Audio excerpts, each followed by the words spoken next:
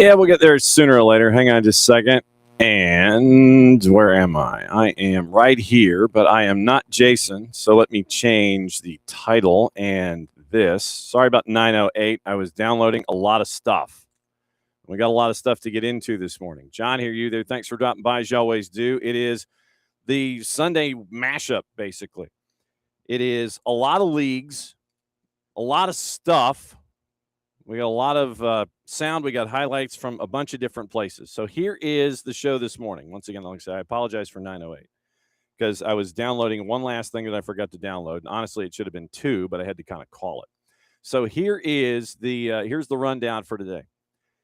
We'll start, obviously, with the Final Four, now that we know it, in the cup that the world is chasing. And we've got that for you. We've got highlights and posts from both matches. Our buddy Nino Torres texted me or WhatsApped me or whatever the kids do. And he said, you know, I got to come on. It's like, okay, you're at 10 o'clock, unless you want to come on earlier. And he's like, okay, 10 o'clock it is. And so he's coming in on an off day for both Nino the Baker and FuboTV's Nino Torres. So he's going to join us in the hydration break at 10 o'clock. So we'll go over what happened early. Then we'll bring Nino in to discuss. And that'll be the coverage of the World Cup. Then we've got a bunch of different leagues, and I mean that. We've got a bunch of different leagues that had action yesterday. We have the twos and Inter Miami CF2. They were up at the Turner Soccer Complex in Athens last night. I was on the call for that with us for the SDH network. We've got highlights there, and we have posts from a bunch of different places. That's why it's going to be in hour number 2, because that's a lot to get into on a bunch of different fronts.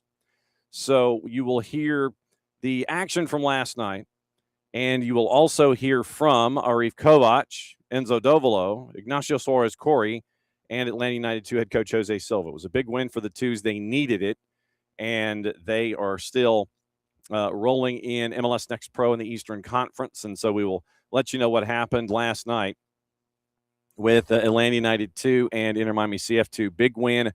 They continue to climb the table, and they've got a lot of matches at home here in the tail end of the season, considering that they had 7 of 8 on the road early on when they were trying to get their schedule all oriented. So hour number 2 will be Nino and the Twos, which sounds like a group from the 80s. But anyway, Nino and the Twos will be in hour number 2. So after the World Cup in hour number 1, we've got to get into WPSL. They are in the regional. They're in the regional conference final stage. They're in the final 8. And it was... And I don't know if, and I guess the rundown is technically opening kickoff, brought to us by our friends at Black Pitch Coffee and blackpitchcoffee.com. Starting your day with the most important stories in the game, the right way to start your morning. Black Pitch Coffee is part of the SDH community, showing up at events all over Atlanta. Try their home blend made with beans from Brazil and Guatemala, heavy-bodied, notes of walnut, semi-sweet chocolate, rich world-class finish. It is opening kickoff powered by Black Pitch Coffee and blackpitchcoffee.com. Maddie was at Woodstock High School in the northwest suburbs of Atlanta all day yesterday. And I mean all day, because it was 2 matches in the WPSL that were supposed to go down roughly at 1:15 and 4, I think. The first match took up 5.5 hours on the clock because of a handful, and I mean literally a handful of rain delays. So Maddie was there basically until 10 o'clock for the 2 matches that were there to determine who's playing this afternoon at 4 o'clock to determine who's heading to Kansas City for the Final Four in the WPSL for 2026. So we'll have highlights of the tail end of the 5.5-hour marathon that was match number 1, and we'll have highlights of match number 2, which went to PKs. So we'll get you into the WPSL here in hour number 1. Yesterday, we had Maxi Vieira, the head coach at Asheville City SC, as they were in Burlington, Vermont, getting ready to take on Vermont Green in the USLW Final Four. And we have the highlights of the end of that match. And Vermont Green gets the Duke, and so Vermont Green gets to travel to Salmon Bay. And Salmon Bay was another reason why we were up late last night, was because the Western Final with Minnesota Aurora and Salmon Bay went to PKs. And it really went to PKs. So that game started at 10:30, probably ended about 1 Eastern time. So we'll have the tail end of that match.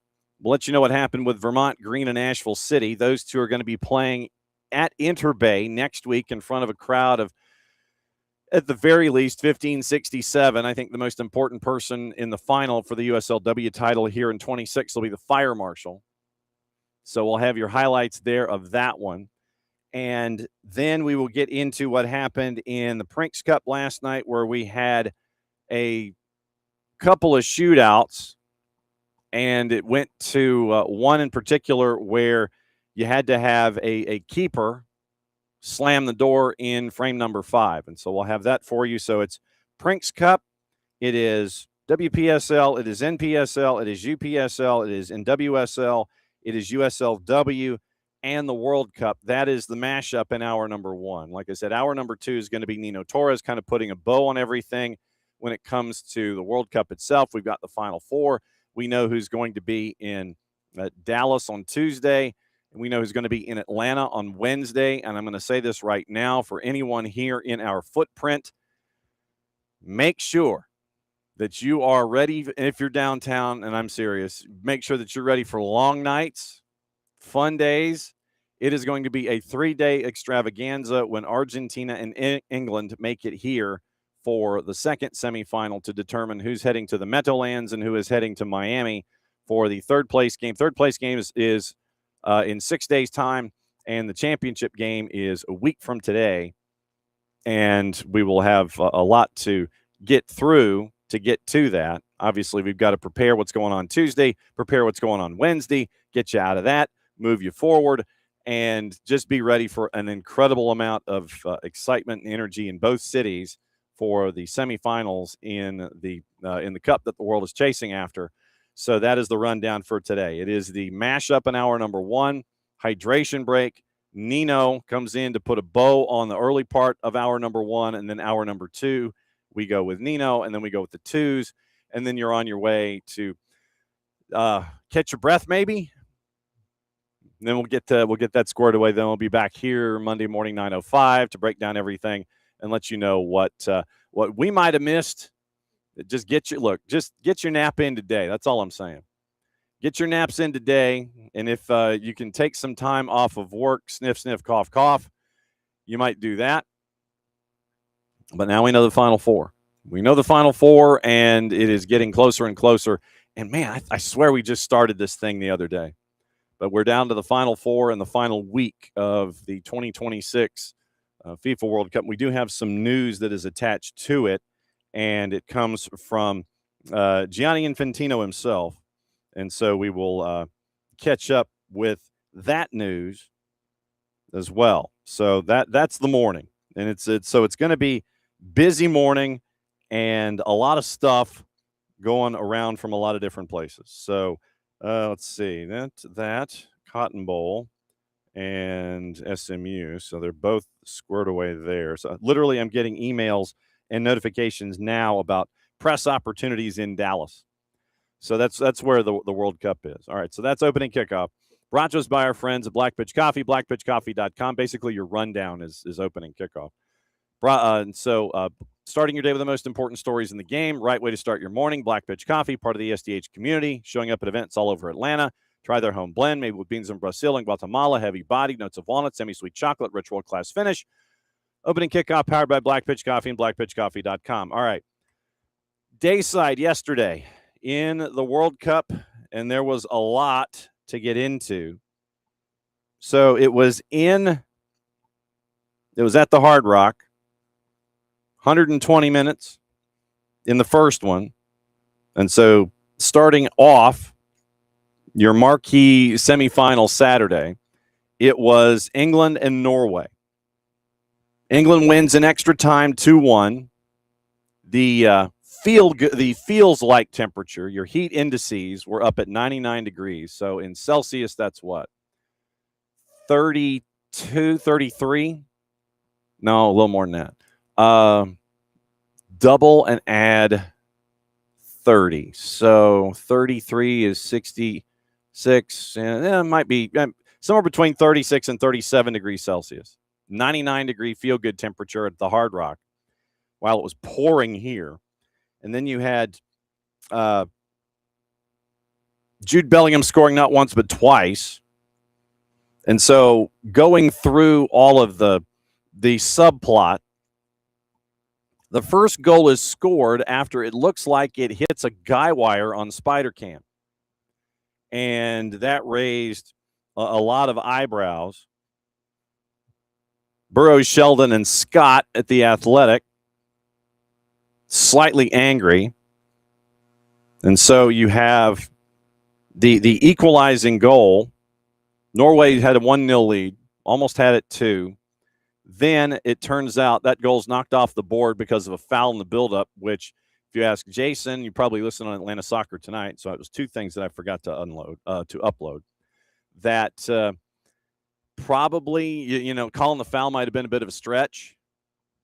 So then you end up with an equalizer, and the footage from Big FOX has Orion Nyland's goal kick looking like it's going to hit. It hits the camera that is suspended on the wires that are above the field. And the way that it works, it's basically 4 wires, and the guy or the individual that operates the Spider Cam is a true artist, because literally you have 4 wires that are you have 2 wires that are crossed, and you basically have the idea of, okay, so I've got to move it this way, so that means I've got to slide like this. And so literally you're trying to coordinate 2 wires at the same time, and and coordinate and be high enough to where you can get your all 22 and spin around quickly and all that kind of stuff. But the folks that run Spider Cams are true artists, because they understand X, Y, and Z axes, and they understand, okay, here's what it's going to look like to go from one to the other and pull down and so forth. So FOX's footage, Nyland's goal kick appears to hit the camera. And so then what that does is it interrupts the path of the ball from its true arc, causes it to drop down quicker, and then it falls to Elliot Anderson, Gordon, Bellingham, 1-1. And that was in first half stoppage time. Stala Solbakken less than pleased about it. And he was letting referee Clement Turpin know about it at the halftime interval, and he pointed up toward the camera in protest. So did Erling Haaland. Kent Bergerson told TV2, which was your broadcast rights holder in Norway, quote, just before the goal, the ball hits the cable with the camera on it, causing it to change direction, fall shorter than it should have. The referee should have spotted that. There's nothing we can do about it now. We'll just have to grit our teeth and get on with it. And so Big FOX has that video. FIFA official tells The Athletic, ball chip technology used in every game of the tournament in the U.S., Canada, and Mexico did not indicate the ball touched anything in midair. According to their data, there was no peak on the sensor. No peak on the sensor. So treating it like it was when we saw the match with Portugal and Croatia, I believe, where we had the hair working its way, and then it shows on the sensor that there was contact. But the sensor inside the ball basically said that nothing happened. And so that was what they were operating with. And so that's how the officiating crew was going. There was nothing that went off from a sensor, and that was where it all registered. So had the sensor, from the eyes of the officiating crew, had the sensor gone off, then they would have said, okay, there was contact, and then it falls down, and then you would have gone dead ball situation and probably dropped it from the point where it did fall down, and then it would have gone the other way. And you probably would have burned out the clock in the first 45. So that was where we were lined up with that. And so FIFA later reiterated this on social media. They go to FIFA Media. You go to @FIFA Media on the Twitters. And they go on. FIFA sources with knowledge of the situation said that there are 16 antennae tracking the signal at Hard Rock, mounted under the roof, and were active as the ball traveled through the air, adding that footage from spy cam of the goal was broadcast and does not shake while showing that footage, indicating that it wasn't struck. Solbakken, when he was asked about it after the match, said, well, he, meaning Clement Turpin, the ref, said he didn't see it himself, and that he didn't get any message that it actually happened, and that's a good explanation. And since FIFA says there was no touch, no signal from the chip on the ball, then he can't do anything about it, but the ball fell straight down just in front of the bench, so it did touch it. I was not one of them, but an assistant coach saw it. Solbakken continued. There's been nothing in the chip. What can I say against that? But the ball drops down straight from heaven. I was looking another way, so I wondered what happened, so pretty clear that it hit it. It was a strange thing. So Sheldon scores to give Norway the lead in the 36th. Bellingham equalizes at 1-1. That gets you through 90. And so you go from 90 there. Norway saw a goal ruled out for a Holland push, as I believe Elliot Anderson was already starting to fall down at the time of contact. And so Bellingham then scores the winner, 3rd minute of extra time. And the rules, once again, from our friends at The Athletic. Here's what our friends at FIFA have of the rule book as it is expressed. I have not had any caffeine yet. Outside interference section of IFAB laws indicate that, quote, if an other object, in quotation marks, enters the field of play during the match, a referee must, A, stop play, restart, drop ball only if it interferes with play. Section 2, unless the ball is going into the goal and the interference does not prevent a defending player playing the ball, the goal is awarded. If the ball enters the goal, even if contact was made with the ball, unless the interference was made by the attacking team. Allow play to continue, Section 3, if it does not interfere with the play and have it. In this case, if Turpin observed the ball hitting the cable, should have stopped the play when the ball hit the other object, meaning the sky cam, and restarted the game with a drop ball. And so VAR is able to intervene if there is a clear and obvious evidence that one of the teams suffered an obvious disadvantage. VAR Jerome Brizard clearly did not feel the incident constituted a clear and obvious error and did not intervene. Adidas manufactures the balls used in the World Cup, and since Qatar of 22, a 500 hertz inertial measurement unit motion sensor has been embedded to track data and enhance the VAR system. Connected ball technology, as Adidas calls it, is combined with player position data and through AI offers real-time info, streamlining semi-automated offside.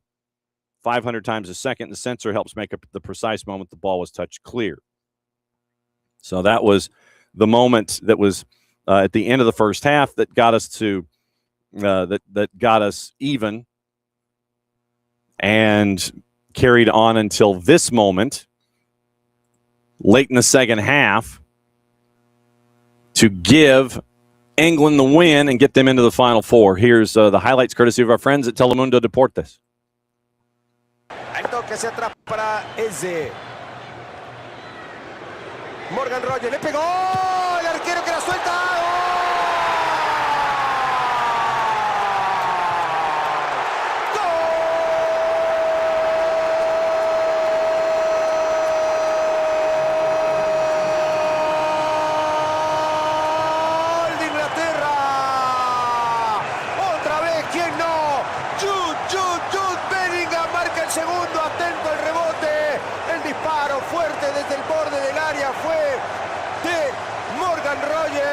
La soltó el arquero Nyland y Jude Bellingham marca el 2-1. Justo venía a ser una gran intervención Nyland ante aquel cabezazo de Kane y no logró despejar Noruega. Esa pelota quedó en posesiones de Inglaterra para que Rogers con libertad en la frontal del área saque un remate potentísimo y complicado. Ese lo encuentra el de Aston Villa y fíjate la libertad con la que logra rematar, pero la potencia con la que saca ese remate, un remate con un efecto. So, in that play, Orjan Nyland misplays a shot, coughs up the rebound. Jude Bellingham puts it in the back of the net, 2-1, and that would be your final as England moves on to the Final Four and they come here to Atlanta on your Wednesday to take on the winner of match number 2. Argentina and Switzerland. Argentina gets the win 3-1. Get a goal in the 10th minute, and you end up thinking, okay, this one's going to be pretty easy. Argentina in control for the majority of the match through that point. First 60 minutes, first 45, they were cruising at points. It was 1-0 going into the second half. Then Dan Ndoye, with 23 to go, gets the equalizer to tie it at 1. And then you end up with another moment that is driving some folks crazy. And it was another reversal of going one direction with a card and then going the other. Yellow on Leandro Paredes becomes a VAR-assisted yellow on Braille Embolo for embellishment.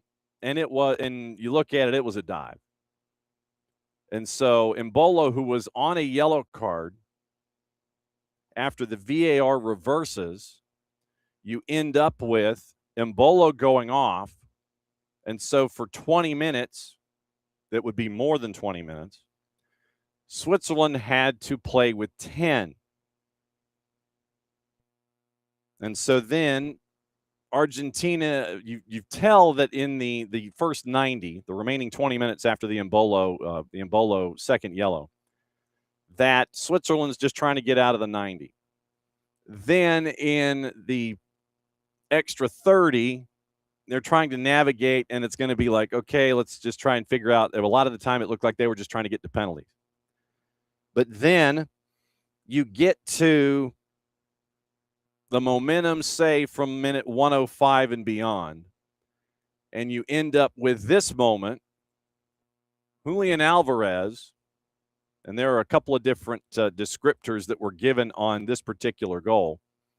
And here was how it was called, and I'll let you know about the boss after we play the highlight, once again, courtesy of our friends at Telemundo Deportes. Para el flaco. Julián Álvarez. ¡Gol!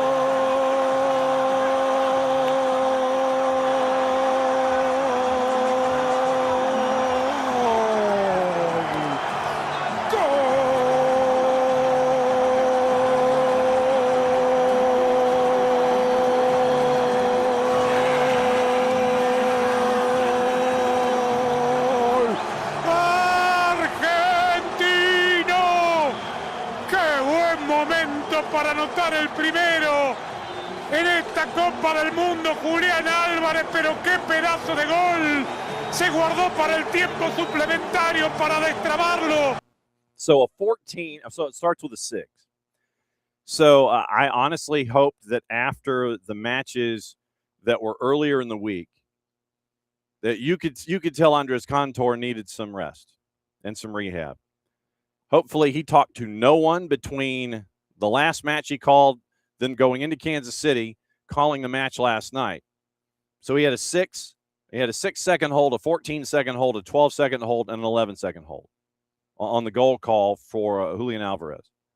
And where Alvarez put that, you can either say that was where Mama hides the cookies or the chips, or as Jarrett found out, it's a spider killer, because it was in the upper corner. Alvarez scores to make it 2-1. Lautaro Martinez provides insurance, closing seconds in a transition opportunity. And it was basically a 3v2, and Thiago Almada tries to go down the middle. Keeper makes the save, pops up into the air, and then it was Lautaro Martinez with the rebound, getting it past the keeper and into the net. 3-1, your final. France and Spain At Jerry World on Tuesday, England and Argentina here in Atlanta on Wednesday. Thomas Tuchel, after the match, wasn't all that happy about it. But bottom line is they move on, and they are going to be a part of the Final Four, if I could spell Tuchel. And here was what Thomas Tuchel said after the match. And, yeah, he's not happy. But, of course, you're happy you get the result, but you're happy but you're not happy, or you're not happy but you're happy. Here's Thomas Tuchel after the fact discussing how he is, in fact, happy but not happy. Absolutely. No one disputes that. I'm impressed with the shift that they put in, the effort, team spirit, the belief, the belief, and to overcome adversity, and to dig in and find ways to win is on the absolutely highest level. They cannot get enough praise for that.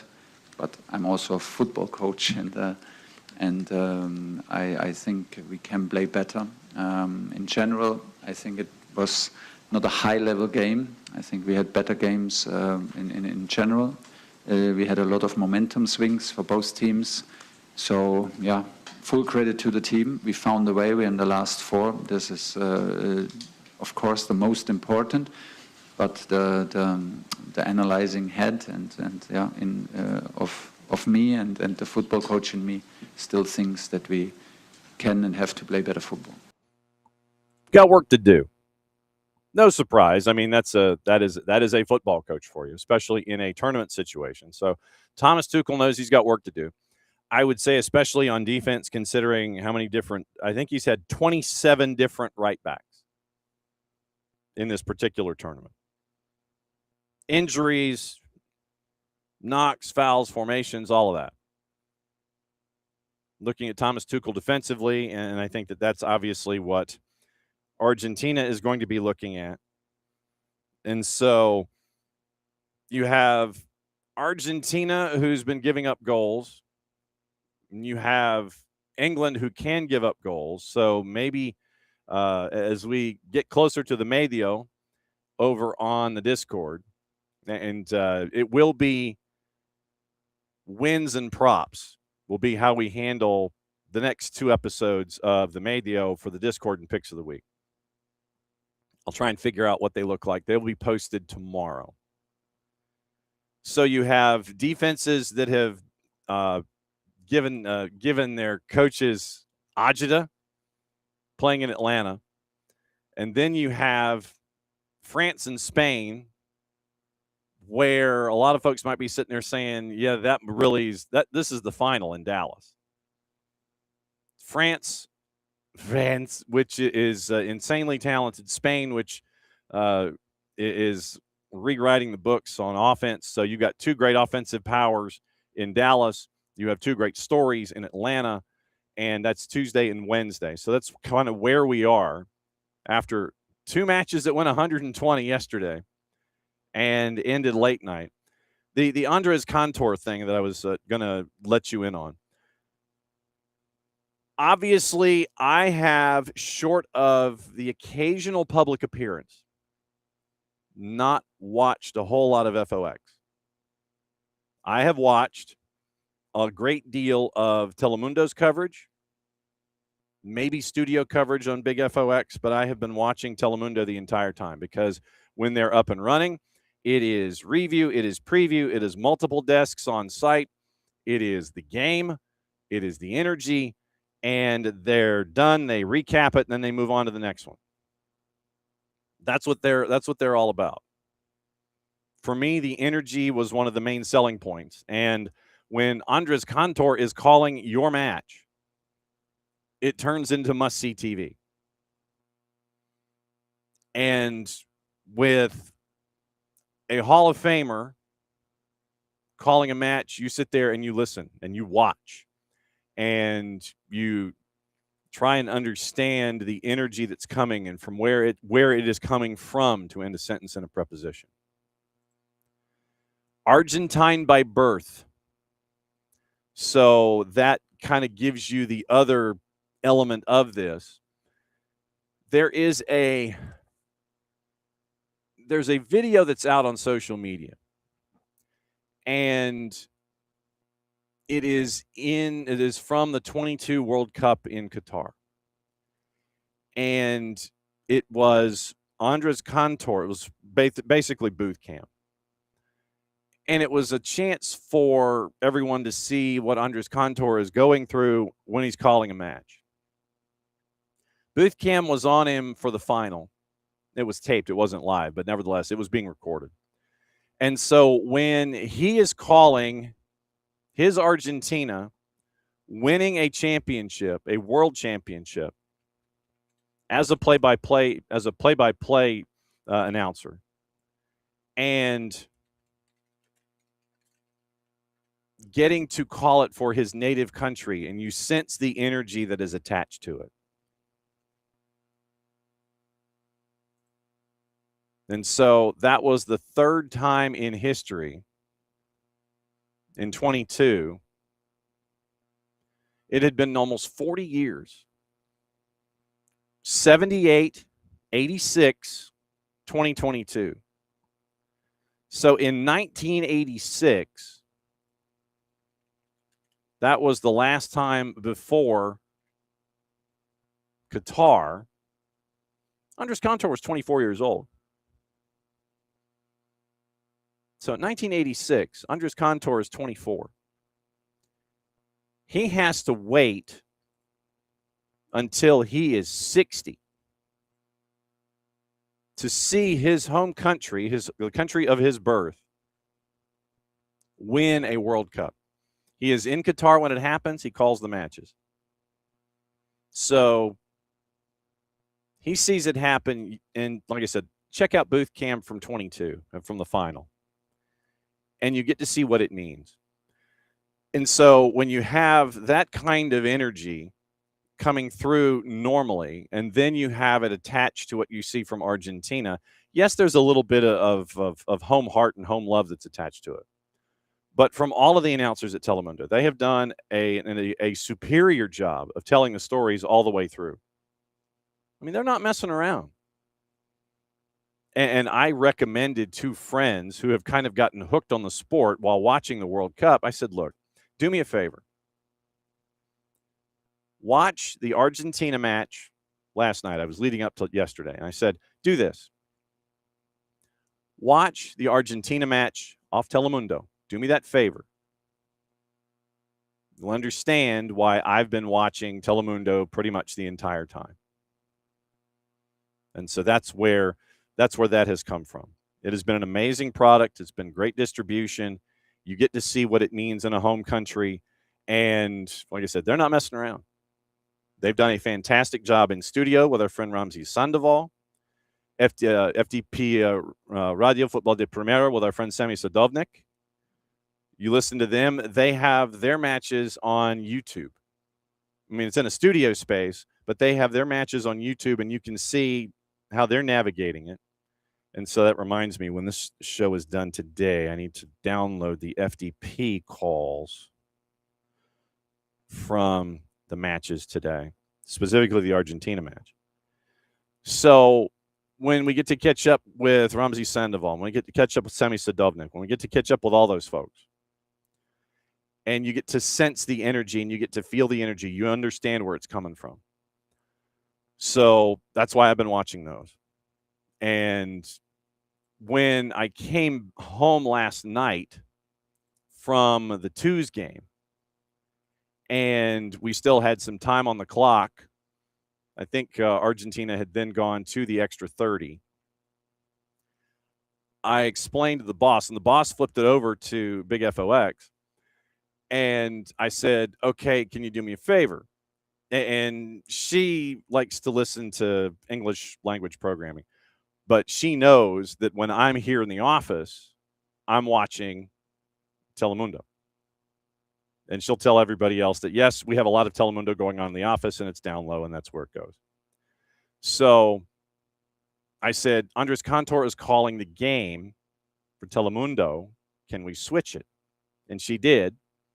And so it was a shared experience where the boss and I got to watch Andres Cantor, and that match last night, especially navigating the final 30 minutes. And you sense the energy and the roller coaster that's all a part of it. And so that's why, like I said, for me, personal preference, I'm watching Telemundo for 95% of the time. Like I said, I may duck out and see Studio Space on Big FOX, but I've been Telemundo most of the time. If you have an opportunity, either go back and watch the matches from yesterday on Telemundo, or if you can catch them and you just want to have noise in the room, just go ahead and play a replay, and it exists. If you've got Peacock, you can go there. So that's my PSA. Watch the Telemundo experience. Listen to them, especially with these final 4 matches that are coming up, because remember, we do have a third place game.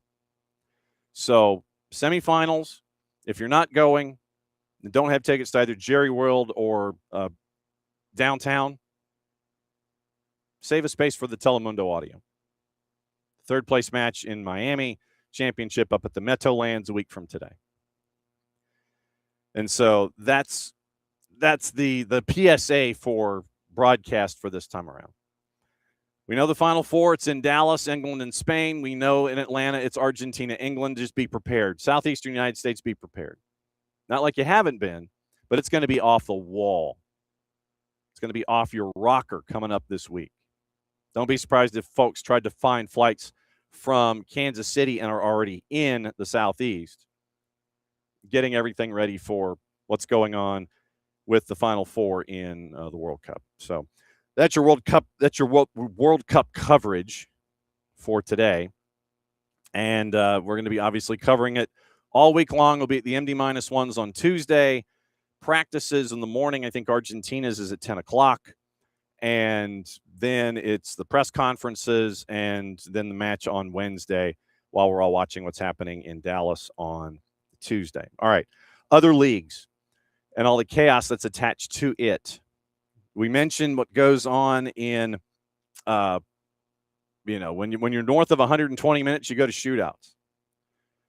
Prinks Cup in USL Championship, that was going on yesterday, and it would determine who would move on and get out of group and get into the knockouts. And so here was how one of those matches in particular ended. And it ended up with keeper on keeper. Here's how it ended with Brooklyn FC and Rhode Island FC, and it was an off-the-rails PK situation. Here are the last couple of frames, courtesy of our friends at USL Championship and USL Soccer themselves. Romeo denied. Koke says no way. What a save this is from Koke Vegas. Can he do so here and make it 4 of 4 for Rhode Island? No! Lucas Burns. Huge denial. He's it the whole way, Burns. Phenomenal save. In round 5, it's JC Obregon. A goal today, but he misses the PK. Can win the shootout for Rhode Island. Vegas drills it. So that was Koke Vegas for Rhode Island FC in the 5th frame, getting the win in PKs against Brooklyn FC. So here's your scores. Spokane Velocity over Oakland Roots 3-1. Riverhounds over Loudoun 2-0. Hartford Athletic 2-1 over Westchester. P-Hop, Portland Hearts of Pine knocking off the Cosmos in penalties, 4-2 in pens after 1-1 after 90 minutes. Kickers over Greenville 2-1 at GE Vernova. Detroit City goes to Fort Wayne and beats Fort Wayne 2-1. Rhode Island, 4-3 winners in pens over Brooklyn FC. They would get the win. The Miami FC over Sarasota 5-0. Tampa Bay 2-0 over FC Naples. Legion over FC Tulsa 3-1. Lou City doubles Lexington in Bluegrass Derby 4-2. Ford Madison and Union Omaha, they just pulled the governor out of the golf cart. 4-3 Ford Madison at Breeze Stevens. 1 Knox beat Corpus Christi in pens 4-2. 1-1 after 90. New Mexico United in their derby with El Paso wins that one 2-1 at Southwest University Park. San Antonio 2-0 over Chattanooga Red Wolves at Toyota. AC Boise over Sacramento Republic 2-0. Charleston and Charlotte Independence go 2-2 after 90. Charlotte Independence win in penalties 4-2. Vegas over Monterey Bay 3-2 at Cardinal. Colorado Springs Switchbacks 3-0 over Orange County, and Irvine AV Alta over Phoenix Rising 2-1 in Lancaster. So that means that your standings in group. Spokane Velocity get out of Group 1. Group 2, Switchbacks get out of there after you've got 4 matches done there.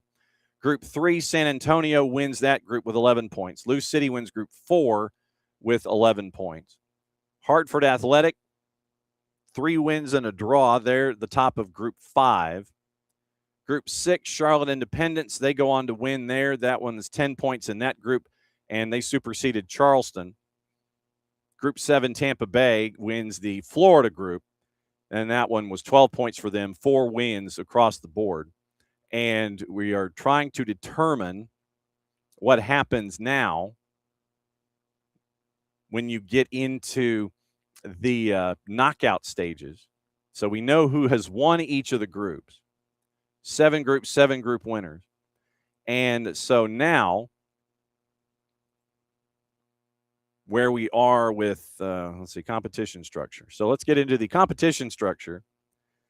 7 group winners and a wild card advance to the knockouts. Wild card awarded to the second place team with the most points in group play, followed by first tiebreaker of most goals scored. Quarterfinals are held in about a month.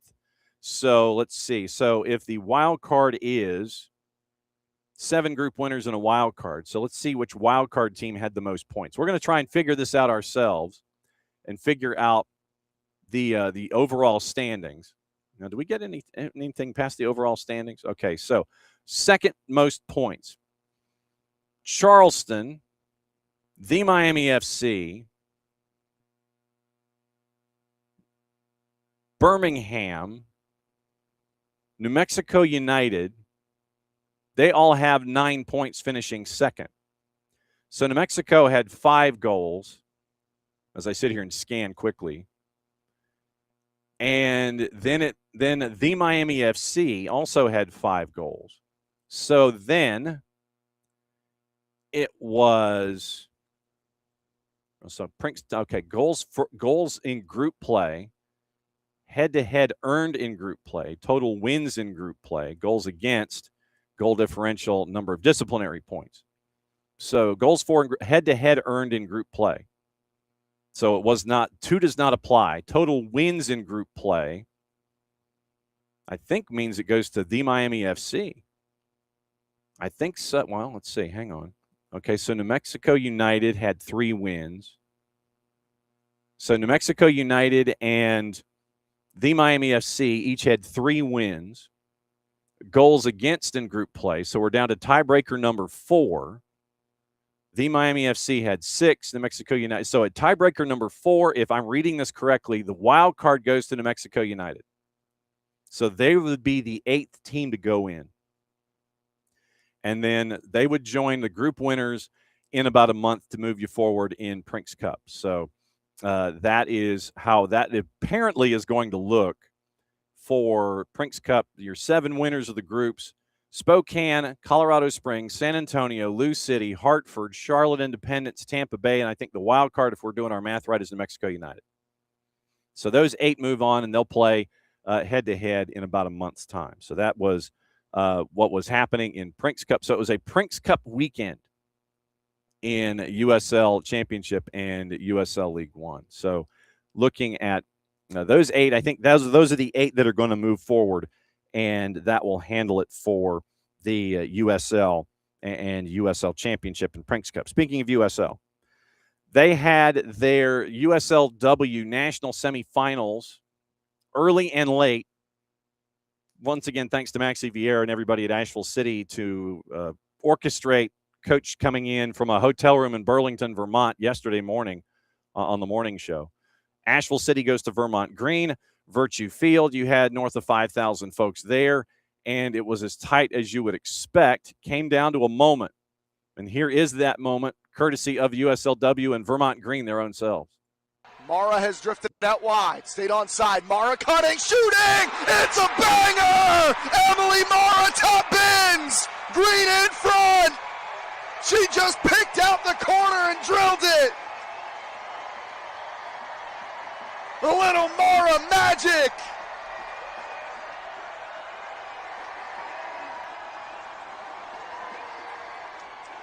And this crowd is absolutely loving that strike. They got a first-class look at that beautiful strike by Mara. Just cutting inside, getting the defender to back up. Great prep touch, curls it around the goalkeeper. Top-notch strike. She has been. And she has been the one to get it done for Vermont Green. That was the only goal of the match. 55th minute, Emily Mara breaks the deadlock with the strike. Asheville had a couple of chances at the end of the match, could not break through. Their postseason run ends in Vermont. Then Vermont Green becomes the latest club to make it to the final in their inaugural season in USLW. Then they had to wait. And they had to wait till about 1 o'clock this morning. Salmon Bay and Minnesota Aurora. Minnesota Aurora gets a penalty. Aiki Tagawa scores. Then you end up with about 2 minutes to go. Taylor Fox, the keeper for Minnesota Aurora, collides with a Salmon Bay attacker inside the box. You get a PK. Kaihukai Kaihue steps up, converts from the spot. Salmon Bay equalizes. It's 1-1. That's how it is after 90. Minnesota gets a red in the first 15 minutes of extra time, so they're having to play the second 15 down to 10. Extra time, you're tied at 1-1. You go to PKs, and here's how it wrapped up. Adam Race is on the call, courtesy of Salmon Bay FC, their own selves. Here was how that one ended. And like I said, it ended late. Late. Here's how PKs ended at Salmon Bay and Inner Bay last night, or this morning, depending on which time zone you're talking. This would be the ultimate redemption story. Anna Menti has played some of the most minutes of any player in the young history of this club.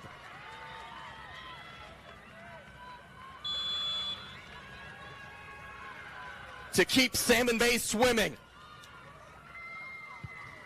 It's in! The Coho have slain the Giants of the Midwest at the doorstep of glory!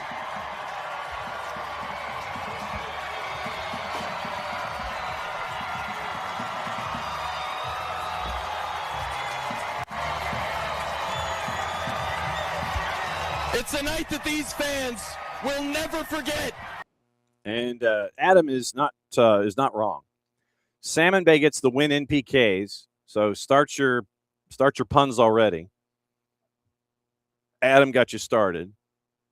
You might have been watching on the stream.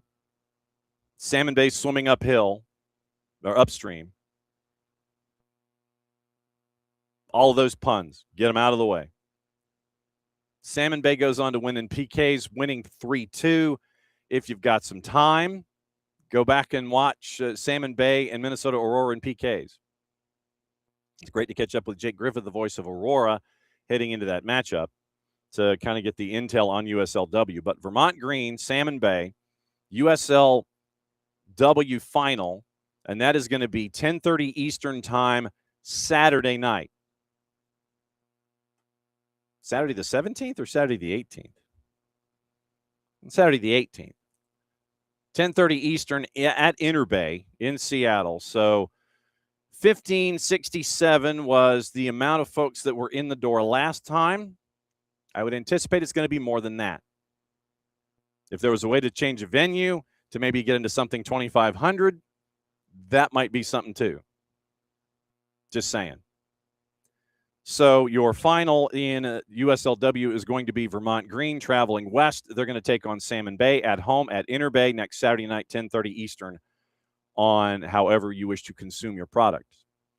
WPSL playoffs. This is where Maddie comes into play. And Maddie had a day. Maddie had a day. Started at noon, ended 10-ish, 10:15.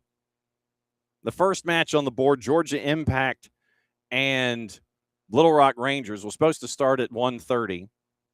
It didn't. Thunder and Lightning, very, very frightening me. Matchup started at 2. It took 5 hours to complete because of multiple delays for weather. And so Georgia Impact, Little Rock Rangers, they would wrap up about 6:30, which meant that the Pensacola-Arlington SA match would not start on time either. That would be about 90 minutes late, probably closer to 2 hours late.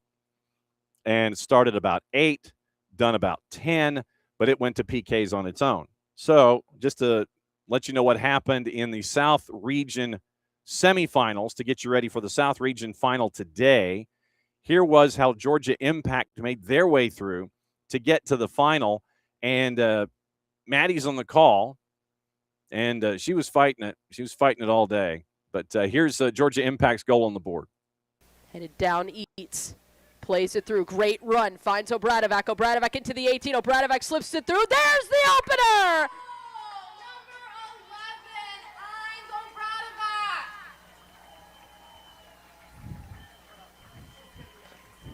Able to play it over the top. Inez Obradovac drives into the 18 as 2 defenders on her. Doesn't matter. She's able to get the right foot, slots it home. And there was the goal that Georgia Impact needed to get the win over Little Rock Rangers. So they got to wait, even after waiting a lot. And then Pensacola and Arlington, they went for a while. They went to PKs. Here's the end of that one. And here's Maddie. Rainey Tolson steps up to the spot. You ask your keeper to make one save. Tolson slots it home as it bounces off and in. And just like that, Pensacola are heading to the South Region final. And your winner is Pensacola. Join us tomorrow at 4 An p.m. unbelievable matchup, an unbelievable day here at Woodstock High School. It ends with a penalty shootout and Pensacola heading to the South Region final to face Georgia Impact. And that's at 4 o'clock this afternoon, WPSL TV, WPSL.TV. And winner of Georgia Impact and Pensacola goes to Kansas City. Kansas City current practice facilities where they're going to have the Final Four. That is going to be next weekend. Winner of Georgia Impact and Pensacola gets the winner of New York Athletic Club and Penn Classics. That one is today in 3 hours. The East Region champ takes on the South Region champ. Then on the left-hand side of the bracket, Spokane Shadow over San Francisco Nighthawks. They're going to take on Cal Storm. That one is 10 o'clock tonight. And the winner of that one takes on the winner of Salvo SC and Kansas City Current 2. So Casey Current 2 has a chance to win a championship in their own barn if they can get past Salvo. That one is tonight at 8 o'clock. So it's 1 o'clock, 4 o'clock, 8 o'clock, and 10 o'clock to determine who goes to the WPSL championship. And that is going to be on July 18th and 19th. So Saturday, it's going to be 10 o'clock in the morning for the winner of Georgia Impact, Pensacola, NYAC, and Penn Classics. And then at 12:30 Eastern, Spokane Shadow Cal Storm winner takes on Salvo and Casey Current 2. So that's your WPSL championship. If you're not doing anything and you're up in the northwest suburbs of Atlanta, 4 o'clock this afternoon, weather permitting, Georgia Impact and Pensacola FC to determine who goes to Kansas City. And we will effort those coaches as well here this week on the show. So that is what the rundown is. All right, since we are north of 10 o'clock, that means one thing. Time for your hydration break, brought to us by our friends at local Vine Beer, Wine, and Liquor stores. And they are at 2 locations here in the Atlanta area, here in the SDH home. Johns Creek and Cumberland at the intersection of Cumberland Boulevard and Cobb Parkway. And so 2 locations, get your needs taken care of when it comes to all of your partying or normal consumption. We just ask that you consume safely and wisely. And so local Vine Beer, Wine, and Liquor stores, once again, 2 great locations. Thanks for being great partners and friends with us here at SDH here starting in 2026. So everyone, hydration break. I need hold music. I really do. Really do need some music when we do that particular thing. So yeah, we got to get some music for that. All right, so quickly before we await Nino Torres, and it is the normal time slot for Nino. And so I asked, I wondered where he was. I wondered. I literally did. I was like, do we need hold music? Do I need hold music, or do we need it? But no, we do not. We do not need hold music here to start off hour number 2 on a Sunday mashup. Yes, see now Nino's getting hydrated. So Nino's ready. He's getting hydrated. He's gassed up and ready to go. Yellow, yellow, yellow for a Sunday morning mashup, sir. How you doing? Yes, sir. Yes, sir. Yes, sir. Yellow, yellow, yellow. So here and a wonderful, glorious, epic, legendary Sunday. Everybody clap with me. La, la, la, la, la, la, la. God. La, la, la, la. Hey, dude. Oh, my God, man. Judy, baby. You know, it's very touchy. I don't, to be honest, I've been watching World Cups for like almost 50 years now, and I don't recall any World Cup with this connection with the fans. Mm-hmm. You know, there's always there's a fan base. So the Argentinians always, you know, the French ones, and but this connection that we're so privileged to live in this era, though, so we can get to get close to each other in this at this level. The connection, fan base and teams, it is just insane on this World Cup, man. Insane. Oh, so where were you watching and partaking yesterday? Were you in the Casa de Nino? Were you out and about? Were you letting folks sample the Nino the Bakerness? What were you up to yesterday? I'm just so glad that you asked me that. I was gonna bring it in. I was like, how do I bring this thing? All right, he asked me for this. Okay, so I went to my girlfriend's house. Right, good start. Yeah, you go. I went to my girlfriend's house because she invited me, and because honestly, she hasn't seen me a lot lately on this month, you know, because of the World Cup. I'm like, why don't you come over here and watch the game here? I'm like, all right, okay. She's all right. She's not a soccer fan, right? Of course. But we were sitting there watching, and the game was about to start, and I just like, I don't like Messi. Whoa. Crap. Why you don't like him? No, because I heard all these stories that he's a prick and this and that, and the Argentina has everything all set up with Infantino. Like, wow. Like, all right, honey, but let me explain this to you. No, I don't want any explanation. I just don't like him. Like, and inside of me, I was like, I'm so sorry for you, but you're gonna hear me scream like a crazy fan that I am once Argentina wins this one. I didn't say that. I just thought about it. Of course, I thought about it. And there you go. I was screaming that goal from Julian like a crazy guy that I am. And she ended up, just joining the party, and hugging me and stuff. But she was against Argentina. I was like, no, how I can be a visitor? How I cannot be a visitor here? I mean, I love you. You love me. I can be a visitor here. Why you still put me this away fan atmosphere for Leo Messi? And there you have it, brother. It was just great. It was. I mean, and I was telling the story in hour number one. I had Jason was late night on Atlanta radio, so I was doing the matchup for Atlanta United's second team on the network, and so I get home just in time for the end of regulation, and they're getting ready for the next 30. And so I'm listening to the match, and I'm driving home and everything. So I get home here in the office. I've been watching Telemundo almost the entire time, like 97% of the time I'm watching Telemundo. Nice. Just because, I get it, the energy level, and I know what it means, and it's a greater sense of urgency and energy and all of that. And so Andres Cantor was on the call for the Argentina match last night. And so I get home, and the boss wants to catch up. She's like, "Hey, what's going on?" So I explained what's going on. I said, "Argentina's going to another 30," and so she takes the remote and she changes it to the American English language broadcast. And I'm like, "Okay." And I used my first timeout. I called a 30, And I said, Andres Cantor's on the call on Telemundo. And she goes, that. And then she goes, bang. And she goes, right. And she doesn't, she's not locked into Spanish language broadcast as much as I am. But she's like, Andres Cantor, that's it. That's all you got to say. She's just like, bang. And so we watched the final 30 that way.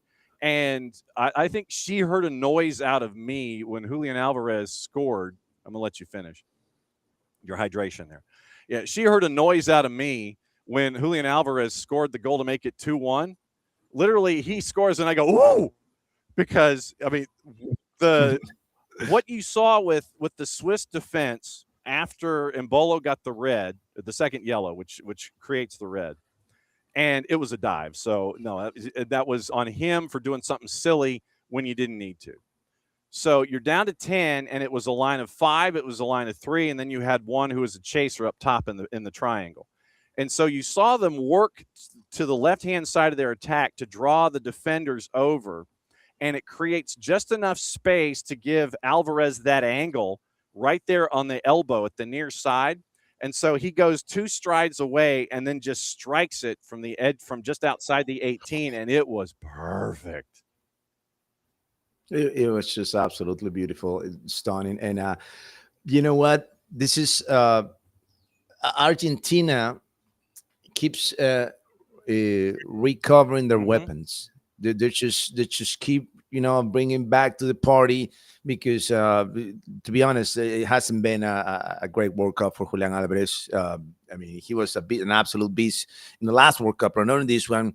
And to score this goal, to shake it up, and to score the whole goal, that magnitude, of that quality, of that beauty, it was just absolutely all right, man. I'm just standing up, and then to top it off, the other number 9 who hasn't been on the records on the scoring sheets, Lautaro Martinez. So the 2 number 9s that were not on the scoring sheet throughout the entire World Cup, they're in now.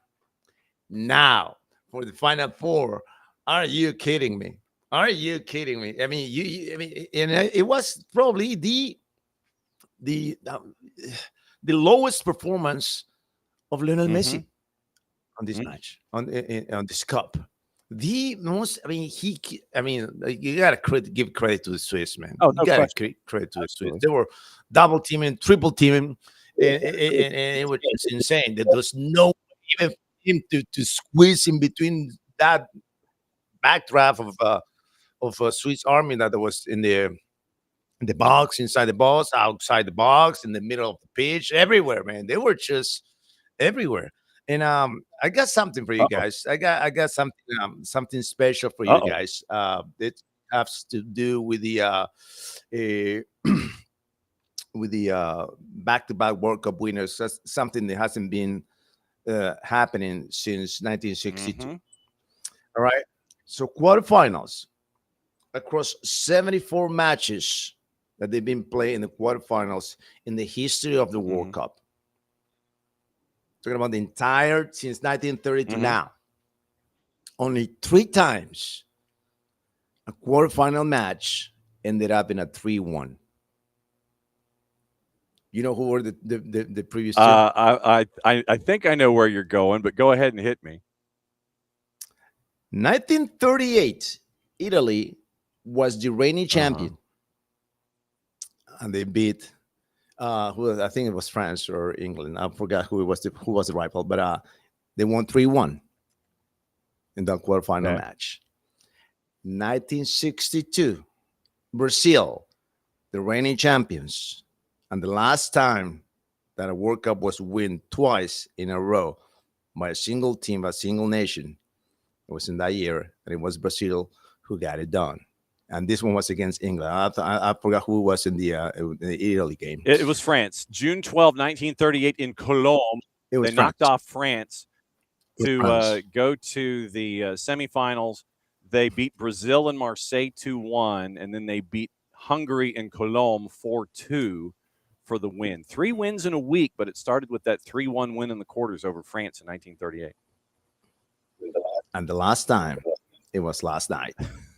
But the reigning champions beating Swiss 3-1 to advance into the semifinals. Oh man. I'm just gonna leave it like that, brother. Mhm. I just you believe or don't. I believe. I choose to believe. Mhm. Isn't that those coincidences are just really oh my god, ridiculous. Yeah. Ridiculous. Yeah. That's destiny talking to you. That's destiny talking to you. And for all of you guys, Anta, I don't know how many of you guys are here on this channel, on this show. The Probably entire not many. But, freaking world is watching. Are you kidding me? I know. I know. Sorry, guys, but yeah, it's gonna happen. It's gonna happen. Listen to you. So you know, when you come in with stories like that, we got to go here.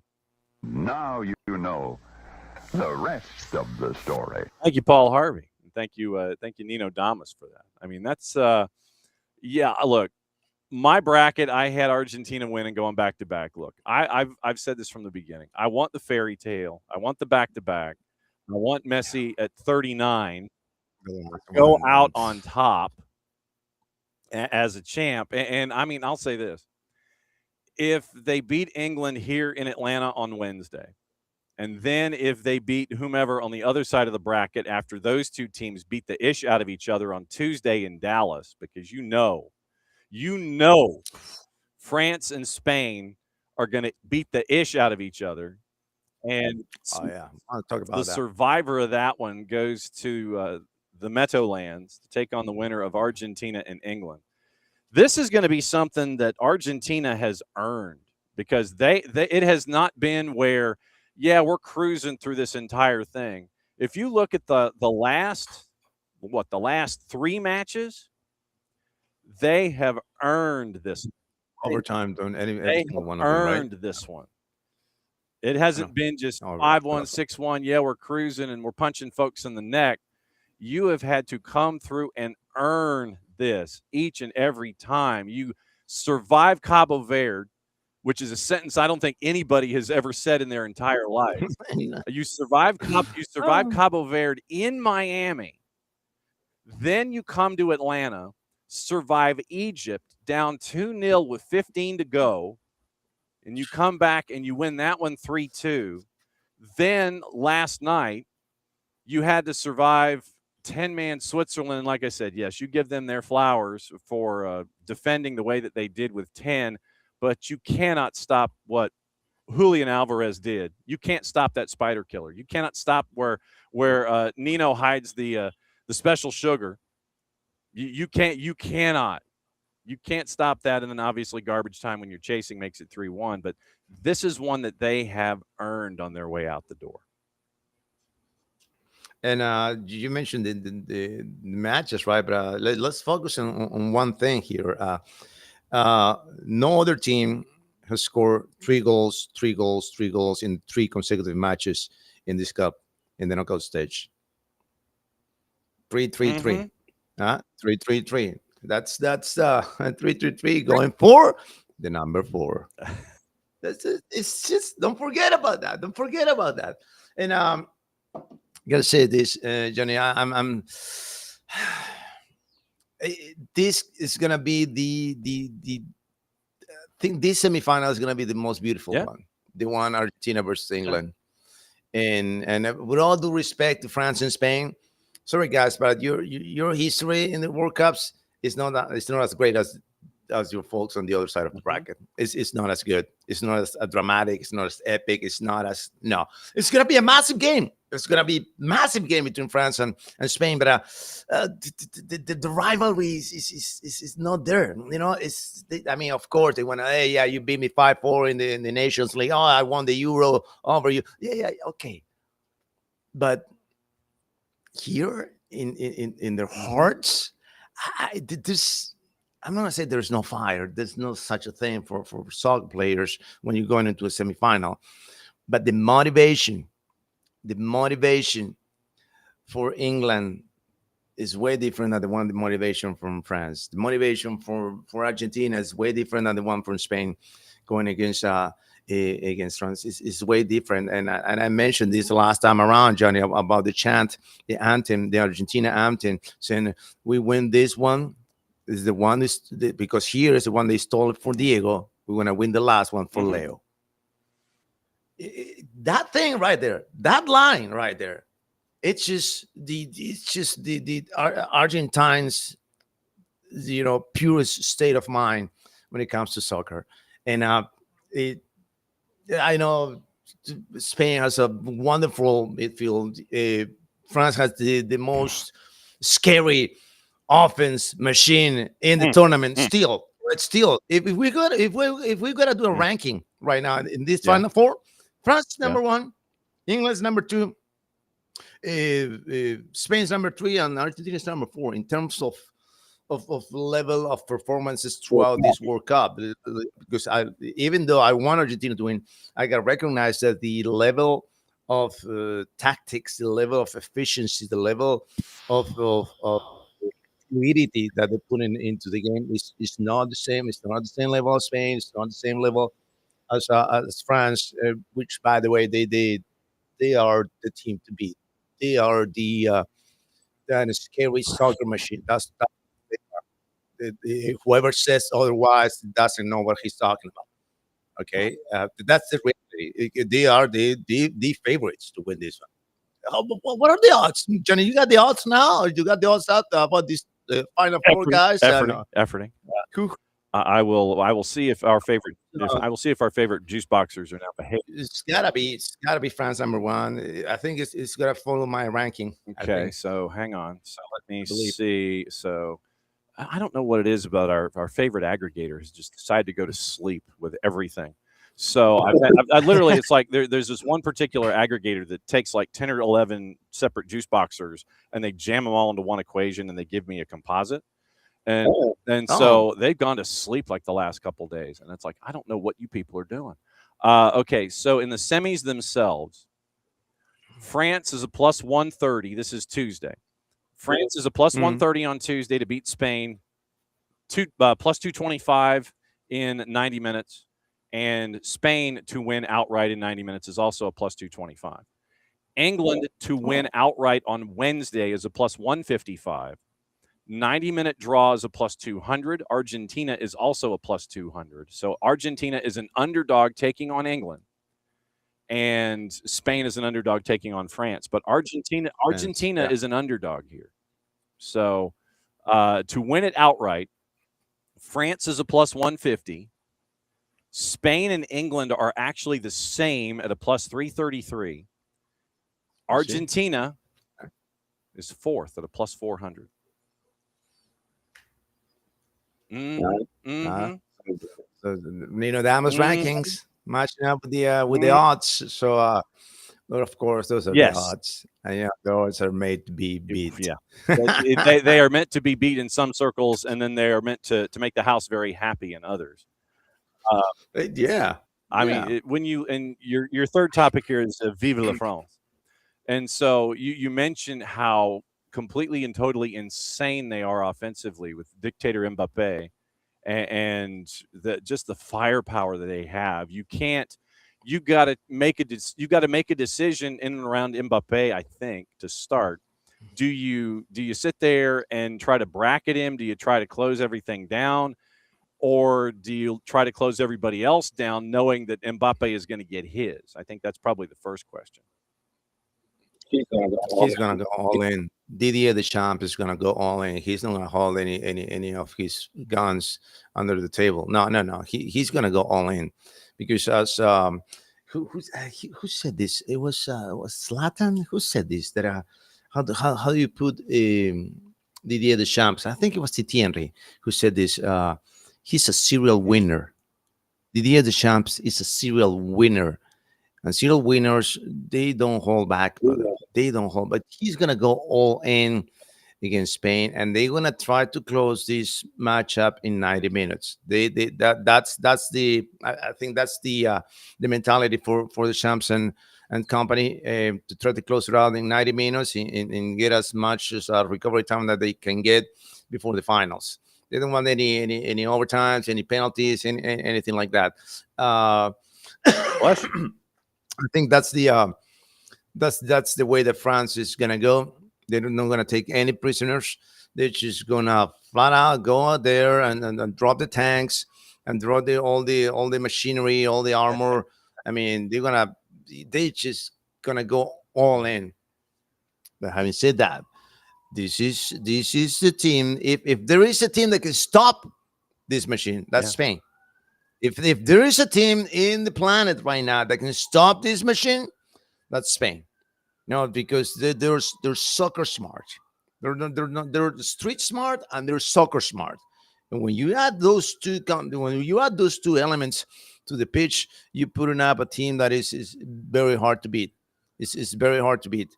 And there was just a proof right there that Unai Simon was the goalie with the most minutes without conceding a goal. They ended up, I think it was 600 minutes or something. Stupid number.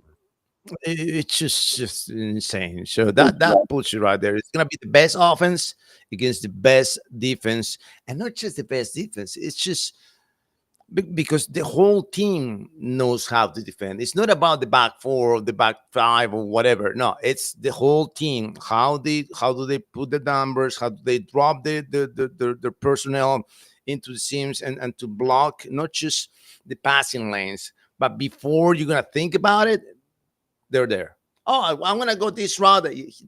They know your route. They figure out your route and then they stop you right there. And once they stop you, they get the ball back.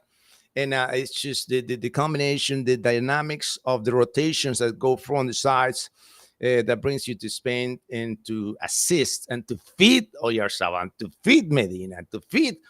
I mean, you got so many weapons also. Don't forget about the weapons in Spain. And don't forget the best, the super sub that is Medina for Spain, coming off the bench and scoring goals every single time. Like, hey, we need a killer here, please. Can you close this deal? Yeah, sure.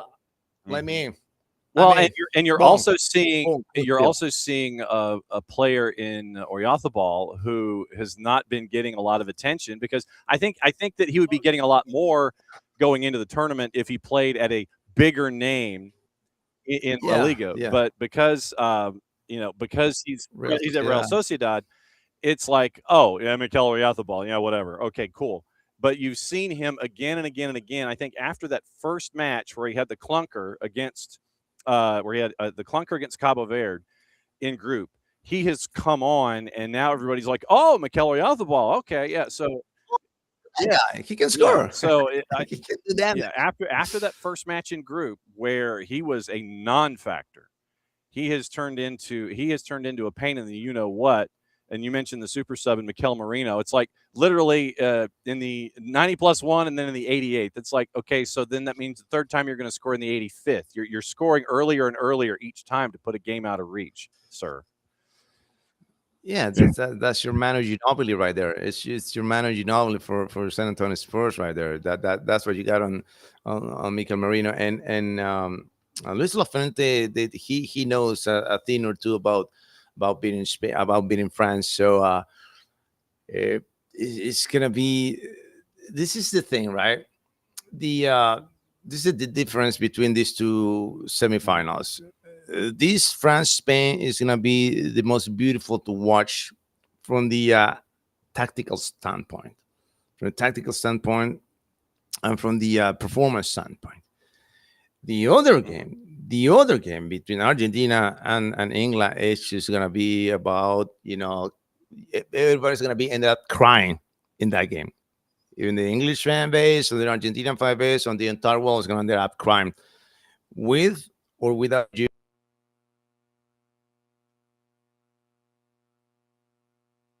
Oh, he's in the middle of telling his story, and then of course he freezes up. And I know exactly. Morning, David. I think he got a phone call or his battery died or something. So I'm going to do the magic here and do this. So he's in the middle of telling his amazing story. But no, you're right. I think you're 100% correct. I think this one, those two matchups are the heart and the head. I think the head is the first one where you have these two teams that are just the next wave. A lot of folks are sitting there saying this really is the final, but that's the head. That's where you have all the analysis and all this talent and the blunt force trauma that is attached to all these two teams. And then the second one, Argentina, England, that's the heart. Because that's it. You have an Argentina roster.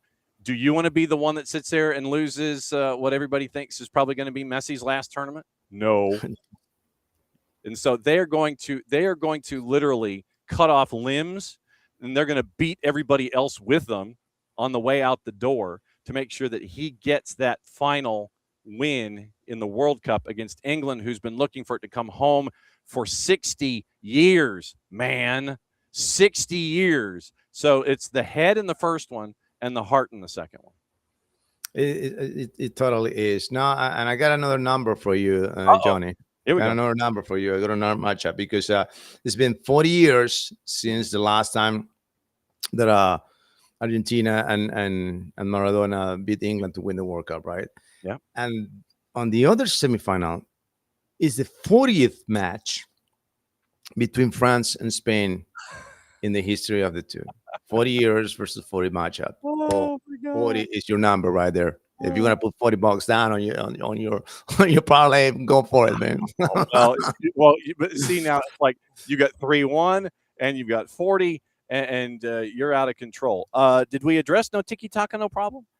No, but we can. We can. Yeah, we can. It was on the list. I'm like, okay, so did we talk about no tiki-taka? No, we didn't talk about tiki-taka, but it's just there are still traces of tiki-taka on Spain, but they learn to leave it behind and focus on what they have now. There's no tiki-taka for sure, but there's still in some occasions I think they go the extra touch, and that's what oh man, just erase the tiki-taka for good, brother. Forget about it. Just shoot. Just shoot. If Spain does that against France, they're gonna win it. They're gonna win it. And I said, man, why do you say this, Nino? Why do you say this? I said that the winner of the series between France and Portugal was gonna win it all. Oh my God! I mean, it's Spain and Portugal. Spain and Portugal. Spain and Portugal, right? Yeah. That's what I said. Yeah. Crap. Why did I say that? I don't like it anymore. I don't like it anymore. But if Spain beats France, I think they're the only ones that they can stop France right now. Okay, so Nino Damas, hold, sir. We have a special guest who is crashing in this morning. Now that Morning Espresso, brought to us by our friends at Kaiser Permanente, is out the door, and you can subscribe at soccerdownhere.net. We bring the man in himself. Hey, Jason. What's up? How you doing, brother? How you feeling? You got your mate going? I'm coffee right now because, man, I just need all the caffeine. It'll be mate here in a little bit. Insane. How you feeling after last night, man? They got lucky that Brill and Bolo made a bad decision. Like, that game, it was all Switzerland in the second half. They get the goal. And for whatever reason, the Swiss, became unbalanced after tying it. Like, they were getting frantic. They were complaining about everything. They were just I don't know. It felt like the pressure got too much to them. And then, because even in the Embolo situation, you go back and watch it, you've got players running up to the referee trying to get a red card on Paredes. And he doesn't even touch him. And it's just such a bad decision that turned the game. I still thought it was going to go to penalties. I still thought Argentina couldn't find a way to break through, but this team just keeps finding ways. It's not pretty right now. They're old. They're tired. It's going to be really tough on Wednesday. I think they're the underdog going in, but they're here. And that's pretty amazing that we're going to get Argentina, England in Atlanta. Insane. It's going to be insane, brother. It's going to be insane. I'm trying to explain to people what this is going to be like. I went on 92.9 this morning, and I'm like, there is no comparison. There's nothing that has happened here from a sporting event that you can compare. It's not a Super Bowl. It's not we had Georgia, Alabama in a national championship game. Yeah, two great programs and great fan bases. This is that if there was a war between Georgia and Alabama at some point in the last 40 years. I mean, come on. This is a whole nother planet of what Wednesday is going to be like. Honestly, what tomorrow is going to start being like around here, because it's going to all start ramping up. Who knew that we would be drifting in Falkland Islands smack, If you know anything about Argentina, then you knew, like you knew it was coming. I mean, it's just, and I think you're already going to start to get some of the defensiveness on the English side of it. It's going to be fascinating to see how people play this one from like a neutral perspective, what side they gravitate to. It feels like a lot of people are going against Argentina right now because of narratives, and England's not really getting the same treatment after their Norway match, which had some questions in it. Maybe a camera cable. I don't know. Maybe. That was crazy. I mean, it's just this has been an insane tournament, and we've still got 3 more games that matter and a third place game that could take it into a whole nother stratosphere. Now, Johnny, that Jason brought in the Embolo play. I forgot to tell you something that was so caught up in the other things that we forgot about to talk to the referee. This is not this Joel Pinheiro, okay, is the most controversial referee in the Liga Portugal.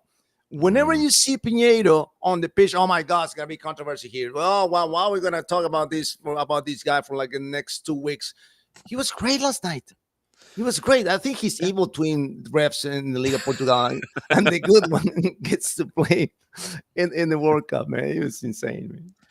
Yeah, I thought in general it was pretty good because that game could have bubbled over a few times and gotten out of control. And I thought he handled it as well as possible. He got a little feisty with Messi early, and Messi said, "Hey, don't talk to me like that." That was funny. The Embolo situation, he gets 100% right, and I thought it was really telling that there were some folks who were immediately in their feelings about that sending off, and you have fraud. Yeah, you have to send that off. Like, how many times, Nino, do we get riled up about diving in the game? They need to throw more yellows for diving. Absolutely, and I was explaining the rule to my many chats that they were on fire last night. And you know that's your Argentina robbing the game again. No, guys, no, it doesn't. There's the no VAR for yellow. Yes, there is. In this particular situation, when the diver tries to get the yellow card for the opponent, which is what happened, that's when the VAR can say, "Hey, no, guys, don't show the yellow to him." It's gonna be a different story. It's gonna be otherwise. I ended up being the second yellow for Embolo. So I'm sorry, Embolo. No fraud, no robbing, just flat out 2026 refereeing rules. That's what it is. 100%. Oh man, Nino actually broke out some numbers. Nino Damas went numerologist on us here. Okay. Nino, give Jason the numbers that you broke down, that you brought to the table when it comes to the heart and the head here. Jason, so you know they did it in 74 matches in quarterfinals in the history of the World Cup. Only two times prior to this 3-1, that result happened. You know when was it? Yeah. You didn't know this one? No, I just didn't know. You got me on this one. All right. And you know when that happened? It happened in 1938, Italy, the reigning champions, Austin, France, 3-1. The next one, 1962, Brazil, reigning champions, Austin, England, 3-1. And last night, only 3 times in history that this happened. And what happened in those other 2? Those teams went on and won the title. Yes, sir. Thank you. And I know the Argentines love their superstition. Yes. Isn't that crazy? Yes. Talking to Johnny, man, this is just destiny. This is what it is. Well, then Destiny's going to have to find a hyperbaric chamber for this entire team right now to recover because they looked tired last night. Give him the one brought to you by the number 40. Go ahead and give him that one too. Oh, the number 4, the 40. Yes, yeah, the number 40. The 40. All right. So, you know, it's been 40 years, right? 40 years since the last goal. Not the last goal, but the Diego Maradona's goal, goal, and the greatest goal of all time over England. And this is on the other side of the semifinals, on the other bracket. This is the 40th match in the history between France and Spain. 40 is your number. So if you got to put 40, just put your $40 on the parlay, Jason and John too. We looking at a rematch from 22? You think France and Argentina? Yeah. Yes, that's what's going to happen. And I feel better about the France side of it. Feel better in what sense? I think France has been the best team in the tournament. By a long mile. Yeah, I think Spain can hurt them. I think Spain can keep possession in a way. France really hasn't been tested. So I think Spain can hurt them, but France will get their revenge because Spain's had their number here for a little bit. And I don't think Spain's as good as they were in 24 or in even the Nations League last year when they that crazy 5-4 game. I think France gets it done. And then the Argentina-England game, to me, is a toss-up. And it's really going to come down to who recovers better because England's exhausted. People kept trying to downplay, the effects of Mexico City. I think it took a lot out of them. I don't think they were the same team once they had to pull Gordon because he's been outside of Kane and Bellingham. Gordon's been their best player. He's been amazing. And in Argentina, they're so narrow the way that they play, and it worked to a point. Now, here's the thing, though. England's not going to do the things that Cabo Verde and Egypt and Switzerland did. They're not going to pack the middle. They're not going to sit back deep. They're not going to try to take that space away from Messi. So maybe it works. I don't know, but I just think England is going to have more in the tank, although defensively, I think England is definitely susceptible to giving up goals, but so is Argentina. So I don't know. It could be an insane match on Wednesday. I think here comes Nino Torres again. I want to say 2.5 goals in this game. I could easily see that. 2.5 goals. I'm not seeing this match going less than that. It's gonna be like 3-2, 2-2, 2-1, and something like that. So we want to see goals in this series. We're gonna see from both sides. Both teams is going to score for sure. I'm telling you that. So it's going to be massive. It's going to be absolutely massive. This semifinals. I'm so excited, man. Okay, all right. So Nino Torres, before you exit and rejoin us on Thursday, we have a matter that we need to discuss, and we got to figure out. Oh my God! Yes. Crap. Okay. All right. So. Here's what we have figured out, and Jason and all of the machinations here of trying to get the Nino the Baker baked goods from Lima to Atlanta. I have figured out. Pilots went down, but okay, go ahead. Here's what I'm thinking. If you have a pilot that is leaving there and coming to the United States at some point this week, that pilot at that airport, all they have to do is go to Delta Cargo and Delta Cargo it to Atlanta. That's all they have to do. No one has to pick it up at whatever airport. We don't have to know anybody. All they've got to do is walk it to Delta Cargo, send it to Atlanta, and we pick it up in Atlanta, and I pay for Delta Cargo. It's like their Delta overnight service, but it's during either same day or overnight. So pack it in dry ice. Seriously, pack it in dry. Well, it doesn't matter. However it gets to the United States, all they've got to do is walk it to Delta Cargo, and then it gets sent by Delta Cargo here to Atlanta. So anybody hits the mainland, regardless of airline, they go to Delta Cargo in that airport. It gets here. All right. We don't have to know anybody. All they got to do is take it from the plane and obviously pack it in dry ice and then take it to Delta Cargo. And the old Delta Dash, Jason, when you and I were growing up, that's how it gets here. So that's the plan. So that's all we got to figure out. If you know a pilot, wherever they are in the U.S., it Delta dashes back here to Atlanta, and then we have it for the title. That's what we'll have. Deal. See? We'll work on that, man. We'll work on that. Thank you, guys. Thank you for having me. We'll see you Thursday. Thanks, hopefully, Nino. big news that we got the cake over there, man. Oh, man. All right, be good, my friend. See you soon. Take All care. right. So, Jason, you've been very busy this morning. You've 92.9'd it. You've morning espressoed it. Is there anything in your head that has not made either Morning Espresso or 92.9 that is a holdover that you're like, oh, I forgot to talk about this? This is the third time that you've had a semifinal group of all former champions. Third time in history. 70 and 90 were the other two. It's It's the top 4 teams. I mean, I feel like I've said it most of the tournament that there's a moat around the top 4. They were a good bit better than the rest of the group, and there were some teams that I thought might jump that and potentially pull an upset. I thought somebody would get knocked off, but these 4 are the best 4. And I think it is harsh to say, and I wouldn't say it just because of the other side of it. France and Spain, a lot of people are saying, oh, that should be the final. That should be the final. How many times do we see this happen where one side gets built up so much, the team that wins that, everybody just expects them to go on and win the final, and then the other one actually does. Yep. There's storylines galore. France is your best team coming into this stage.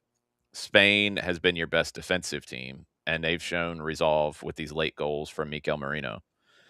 Argentina and England have both shown a ton of resolve, and you have a historic meeting in Atlanta between those two. Messi's never played England. That's crazy. They haven't played in anything since 2005. You're probably the only rivalry in sport that crosses continents, period. They've played at a lot of World Cups, 62, 66. Ratin, the former Argentine captain who passed away yesterday, he was sent off, and that's what kind of started a lot of this with Argentina and England, because there's a lot of history between England bringing and helping to grow the game in Argentina, as they did in Brazil, as they did in some other South American countries.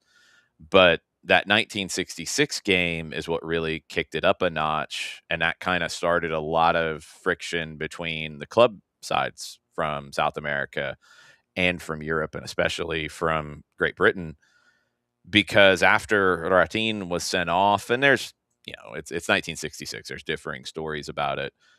He's sent off. He said he wanted a translator to speak to the German referee. The German, reportedly, this is before cards, really. The send-off is a big reason why we have cards. But reportedly, the referee didn't like the way that Ratin looked at him, so he sends him off, and he didn't want to leave. And there was things in the media being said by the English coach at the time who went on to win the World Cup that the Argentines were animals. That was the phrase that was used. That didn't go over very well. And then at that point, you're talking 20, not quite 20 years, about 16 years before the Falklands conflict. And I don't think a lot of people here maybe understand how that plays into this. And you have to then go to 86, because that was 4 years after. The Falklands conflict actually had a big hand in Argentina's poor performance in 82, because Argentina was under a dictatorship from 78 into the early 80s. And the players from Argentina thought that, oh, all's well. The war is going well. And then they get to Spain and they find out, yeah, it's absolutely not going well. And they were, mentally not in a good place going into that tournament. They didn't play well defending their title. And then in 86, they get the quarterfinal with England. And I mean, there's so much lore around that. And, Maradona has said after many times where he's asked about all these things, he said that he kind of preferred the first goal to the second goal, because it was like, I think he said, stealing a wallet from a thief in punching the ball in. I mean, it's a handball, and this has been the pre-VAR days, and he got away with it. And then he scored one of the greatest goals you'll ever see. But it's a 2-1 win for Argentina. And then it's all about revenge after that. The 98 game is so fascinating to me because of where the storylines went. And I just watched the Beckham documentary on Netflix not that long ago.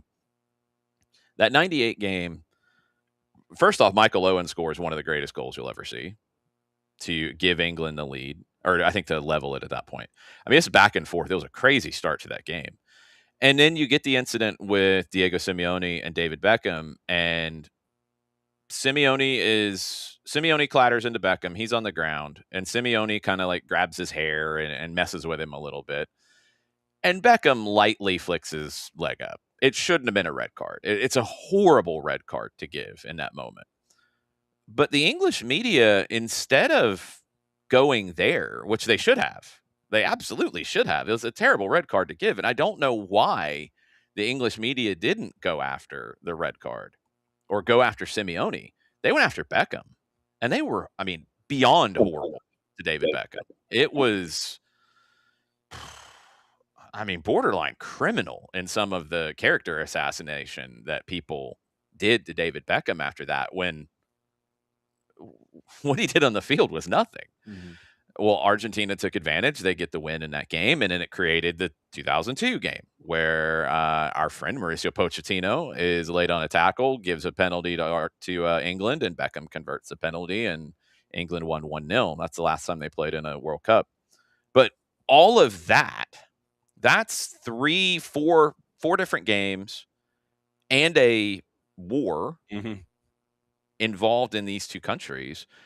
And any one of those games would create storylines for this.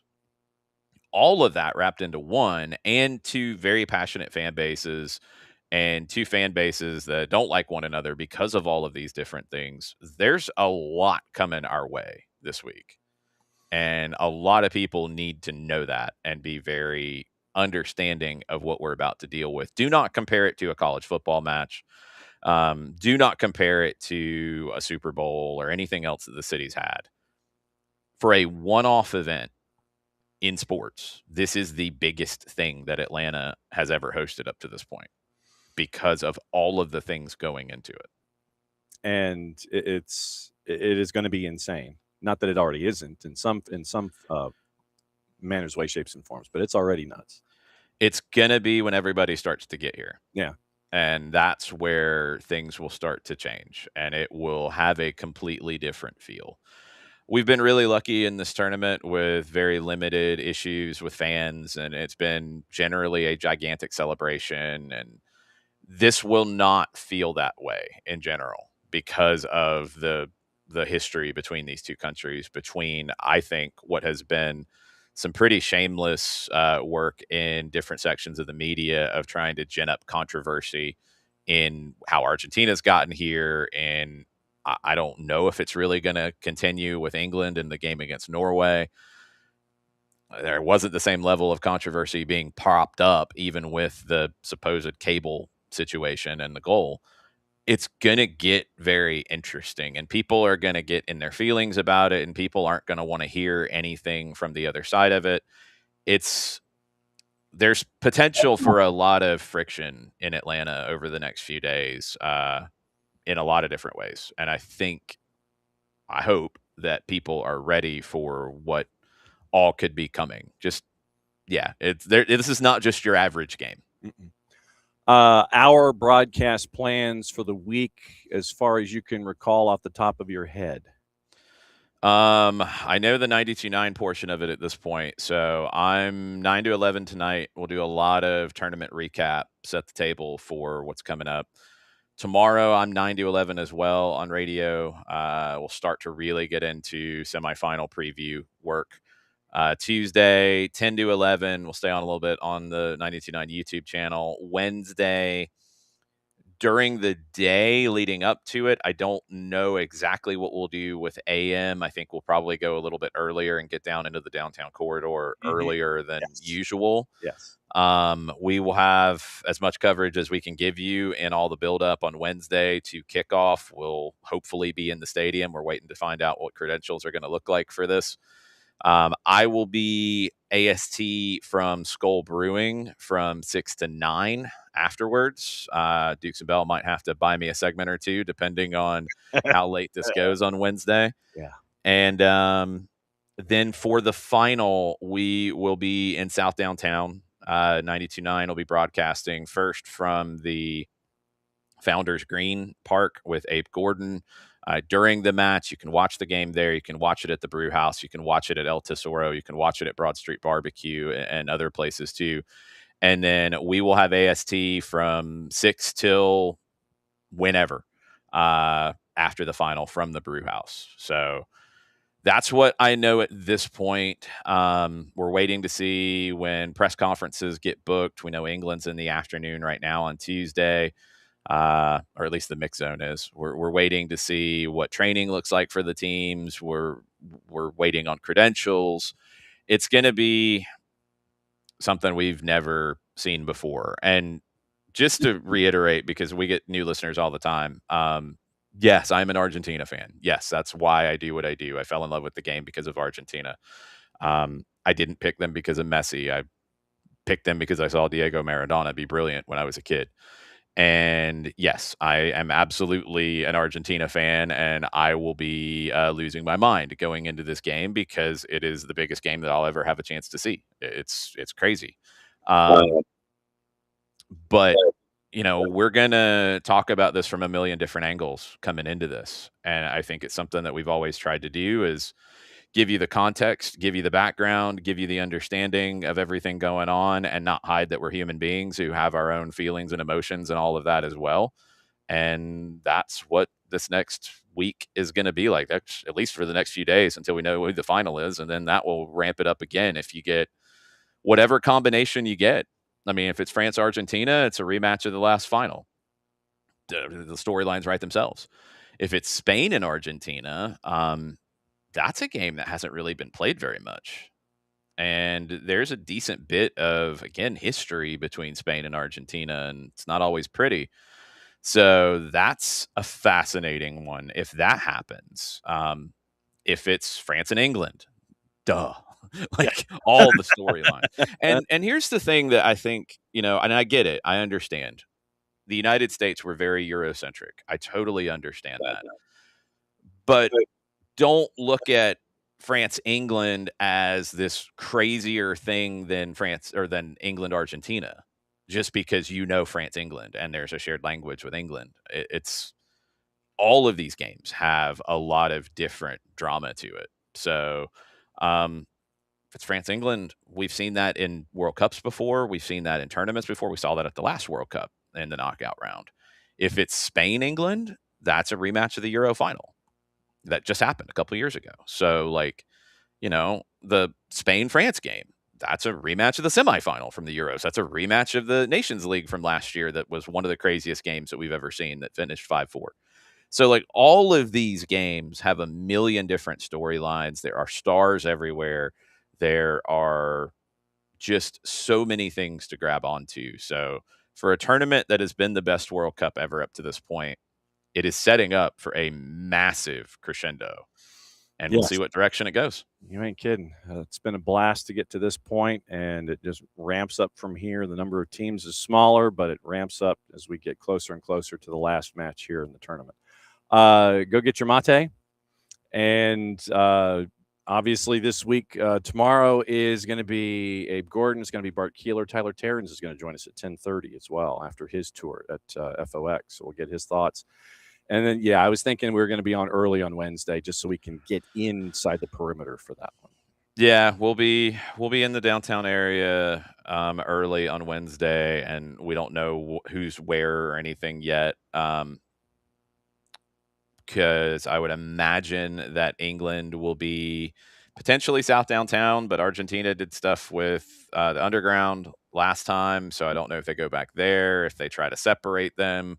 I don't know what that'll look like, but there will be plenty of people from both nations everywhere in Atlanta leading up to that game, going to Fan Fest, all of it. So what I would tell you, if you are a neutral, if you're not attached to either one, if you're excited about the game, enjoy it, go, be pumped, enjoy the whole spectacle, keep your head on a swivel as well, because you are going to be in an environment that you're not used to.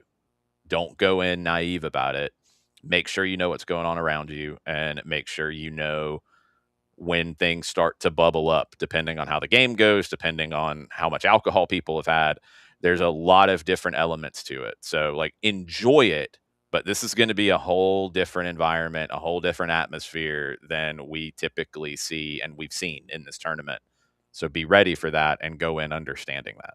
Yep, and we will do our best to reiterate that all week long. As always, my friend, great to see you. And great to see you virtually. And I know that we're going to be breaking bread and catching up in person here pretty soon. So catch up with you soon. You can crash anytime in between all the other 98,000 things that you have going on this week. Yep. Adios. All right, be good. There goes Jason. And Jason is now at the door. He's going to get his mate and get everything prepped. If you are not a subscriber to Morning Espresso presented by our friends at Kaiser Permanente, once again, go to soccerdownhere.net and you go into the read section. There's a box. It's our morning newsletter. It's Jason's newspaper to the sport. And it is right there.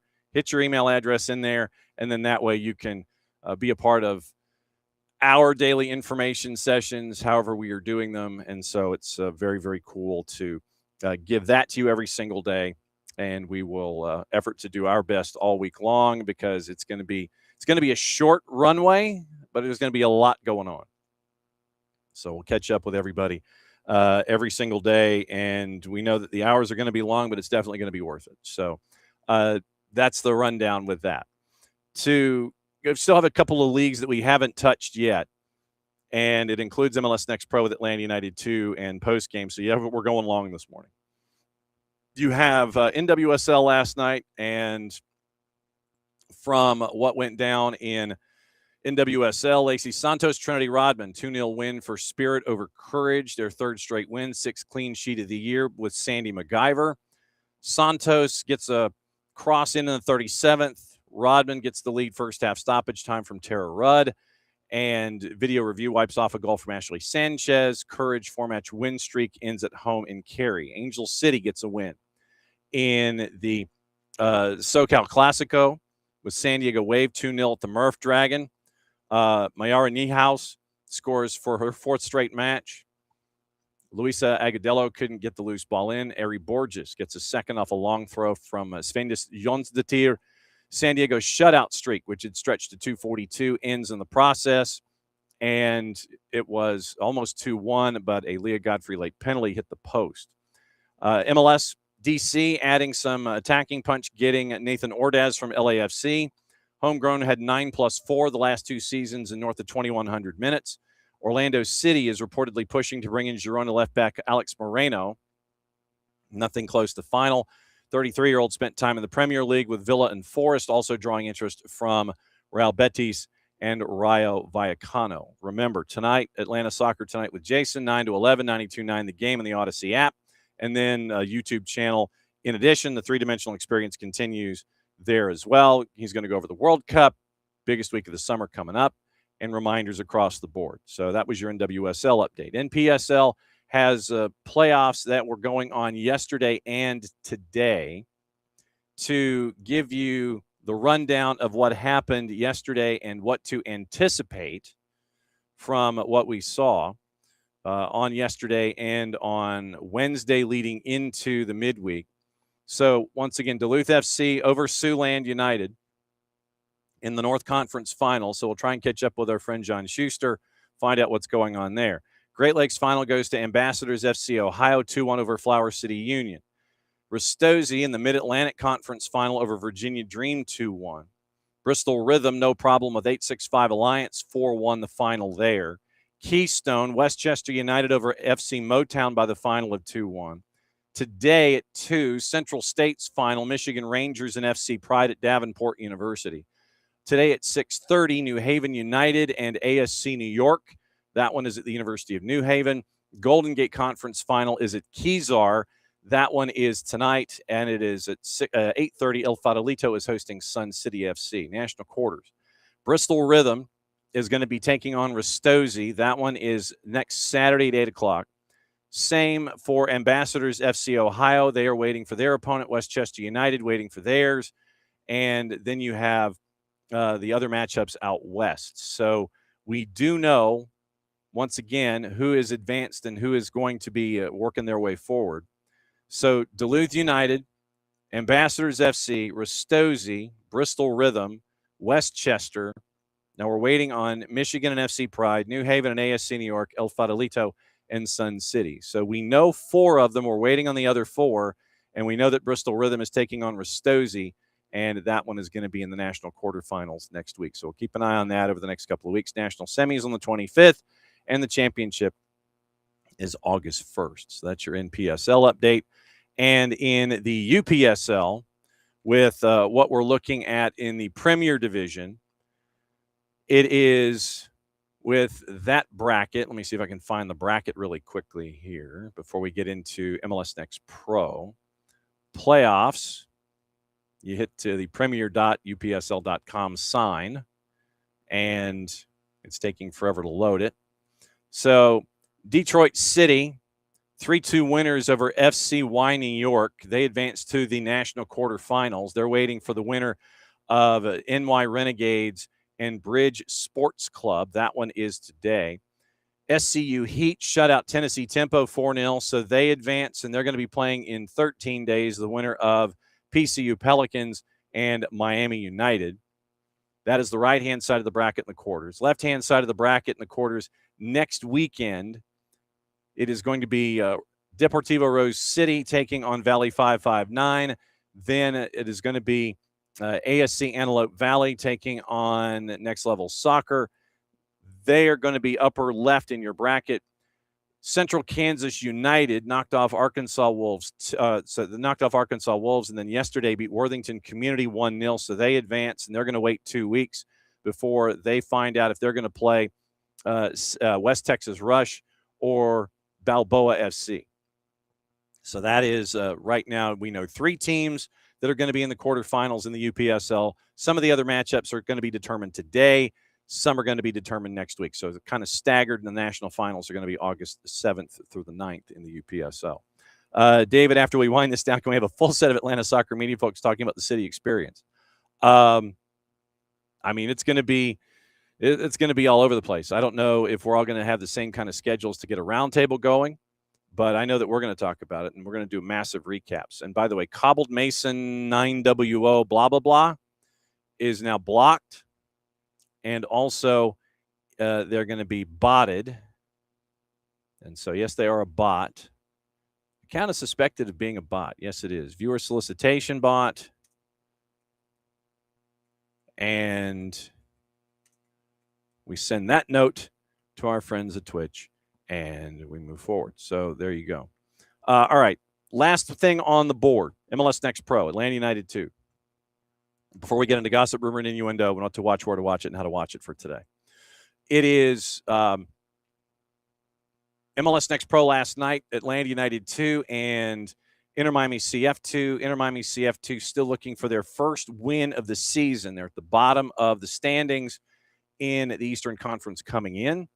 And it took a little bit of time, but Atlanta United 2 would get the Duke, and we'll let you know where things are in the standings with Atlanta United 2 looking and going forward. It is a lot of highlights, and then we got a lot of posts to get into.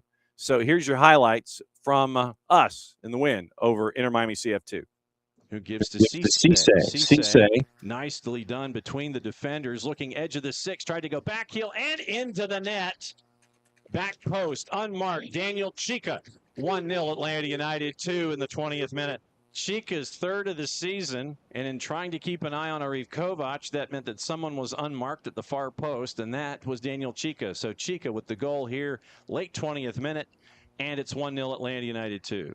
So DePaula out, Vorenkamp out after 45, Sean Gormley in, Jeremy Ortela in, Dovolo, push, shot, goal.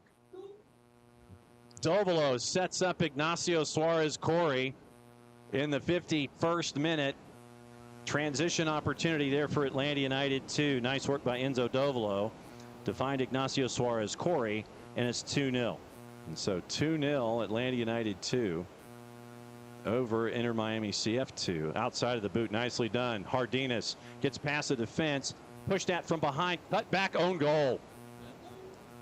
Hardinas tried to get the ball to Arif Kovac, and so the centering pass was almost a kind of a cutback because of it was a really tight angle, so it was along a straight line, but the centering pass, we'll call it that, from Hardinas found Tyler Hall, and so Tyler Hall called for the OG, and it's now 3-0 just like that.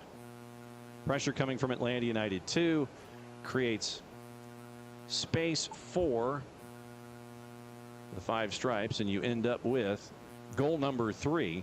And so another switch for Coach Flores. Acevedo's day is done after 60. Nick gets the ball, and it wasn't enough on it, and Kovac with the easy slam dunk. Trying to combine at the back was Nick and Matias Marin. Pass didn't have enough on it. Ball eventually ends up centering pass to Arif Kovac, and it's now 4. And that would be the 4 goals for Atlanta United 2. Before a goal was given up, the shutout given up in the 75th minute on a shot from distance by Alejandro Flores. 4-1, your final. Atlanta United 2 with the win. So let's take the tour and start your post-game comments. Let's see who comes up first. It's Arif Kovac after his action last night in Athens. Things keep on rolling out there. This one going in, knowing that you're going up against the team that's last in the conference table, you can't take it for granted. So let's talk about it 45 minutes at a time. A lot of chances in the first 45. You get the 1 goal. What was the talk like? When you play teams like this, you can't underestimate them. No matter like what position they are, where they're at the table. I had my chances, but it just wasn't falling, and I was frustrated because I want to score, I want to contribute.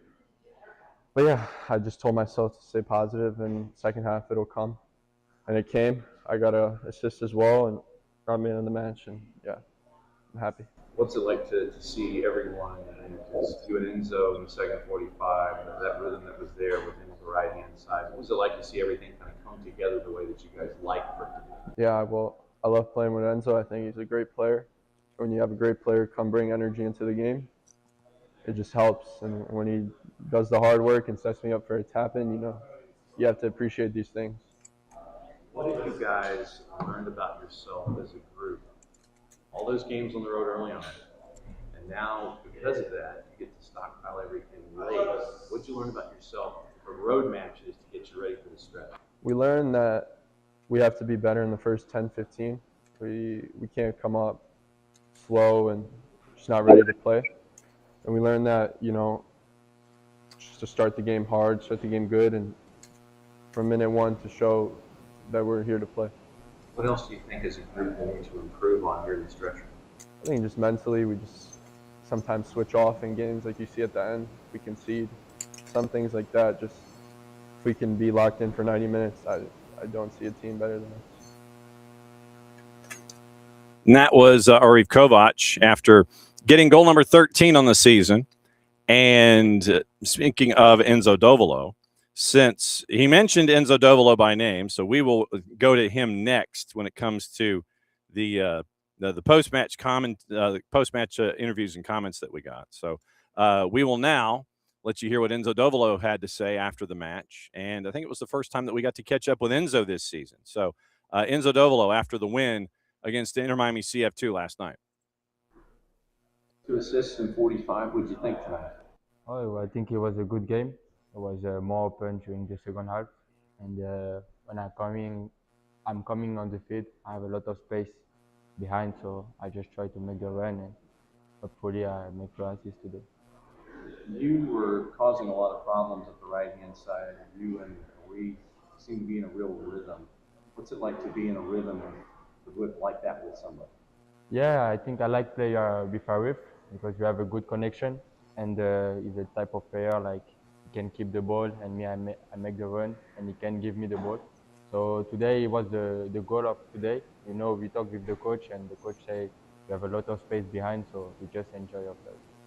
When you get to take advantage of this, how complete, in your mind, how complete a performance was this? Having some first teamers in the first 45, you guys coming in the second 45, how complete a performance was it? Sorry, say how complete a performance was it?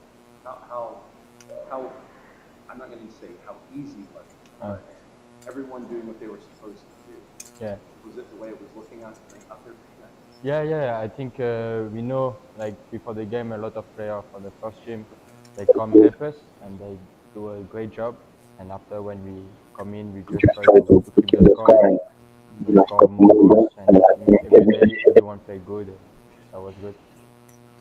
Where do you think your game is right now when it comes to stuff you need to work on? Where do you think you are right now? I think maybe we need to work on the control of the ball. Sometimes we lose the ball too easily. We won't score. Maybe we have, like, we want too much score, and sometimes we have to just keep the ball, make a turn, be more patient. I think we have to work on that. But after that, we all was good. Yeah. What about you specifically? How is your game coming along? I think my game was pretty good, but I can improve in my final decision. Maybe today I can score one goal, but fortunately I didn't. But that will be for the next game, hopefully. Hopefully for the next game, that's Enzo Dovolo, midfielder for Atlanta United 2. And so Ignacio Suarez-Corey, he got his first goal of the season, and that was also in the matchup. So here's catching up with Ignacio Suarez-Corey after the match and the 4-1 win. Maybe if I hit font and then actually hit the actual interview, then maybe we could hear it. Here we go. How does it feel to get that first one? I felt great. Had a couple assists this season, and the first goal is always like a good feeling, good sensation. But even better, the team performance today. That's what we're all super glad and happy about. We continue to build on it. What's it like to see your game continue and be more comfortable with who you're becoming so far this season? What's it like? I'm just keep working hard every day. Like, I just take it day by day, practice by practice.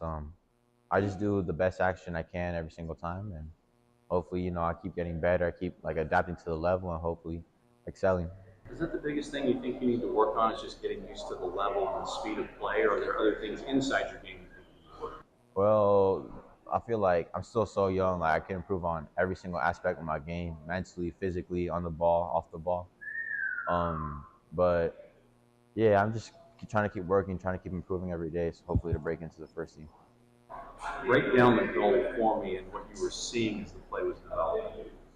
So I see my Enzo on the wall, right? And I scan, and I just know that I'm kind of free. So the ball comes to me, I take a good touch, I kill it, and then I see the defender right in front of me. So I was like, all right, if I wrap this, there's no way. And so I just played it front post and so the ball go back in the net. And the crowd gave you a good pop after knowing that it was your first one of the year. You got a good pop from the crowd. Yeah. Super exciting. I blew a kiss to my family. So what's it like having them here to see? I always thank them for the support, their effort they make for me, for letting me do what I love to do. And yeah, I just had to dedicate that first goal to them. Ignacio Suarez-Corey getting the goal on the board for Atlanta United 2, his first of this season, to go with all of the other handiwork that he's had so far this year. And so goal on the board for Ignacio Suarez-Corey. It was 4-0 until about 15 minutes to go. And then you end up with a goal scored by Inter Miami CF2, once again, Alejandro Flores, from just outside the 18, if memory serves. And then that made it 4-1. That was your final.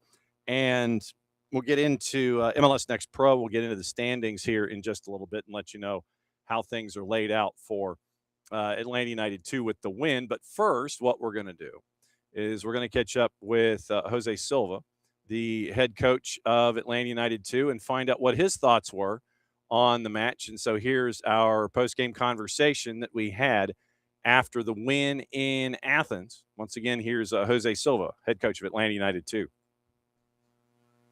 How complete a performance was this tonight?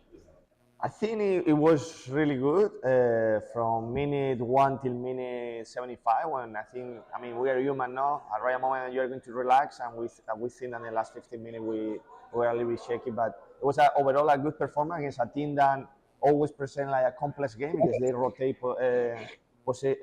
position a lot. So it's complex how to defend, and more for us than it's a team that like to press high and like to go man to man. So we have to trickle down a couple of things, and I think it worked. They almost want to have you overthink. They want chaos. They want to try to, it's like, all right, so he's over here. No, he's over here. What position is he? How difficult is that when you're going up against somebody whose game plan is to create as much chaos and not be organized at all, at least?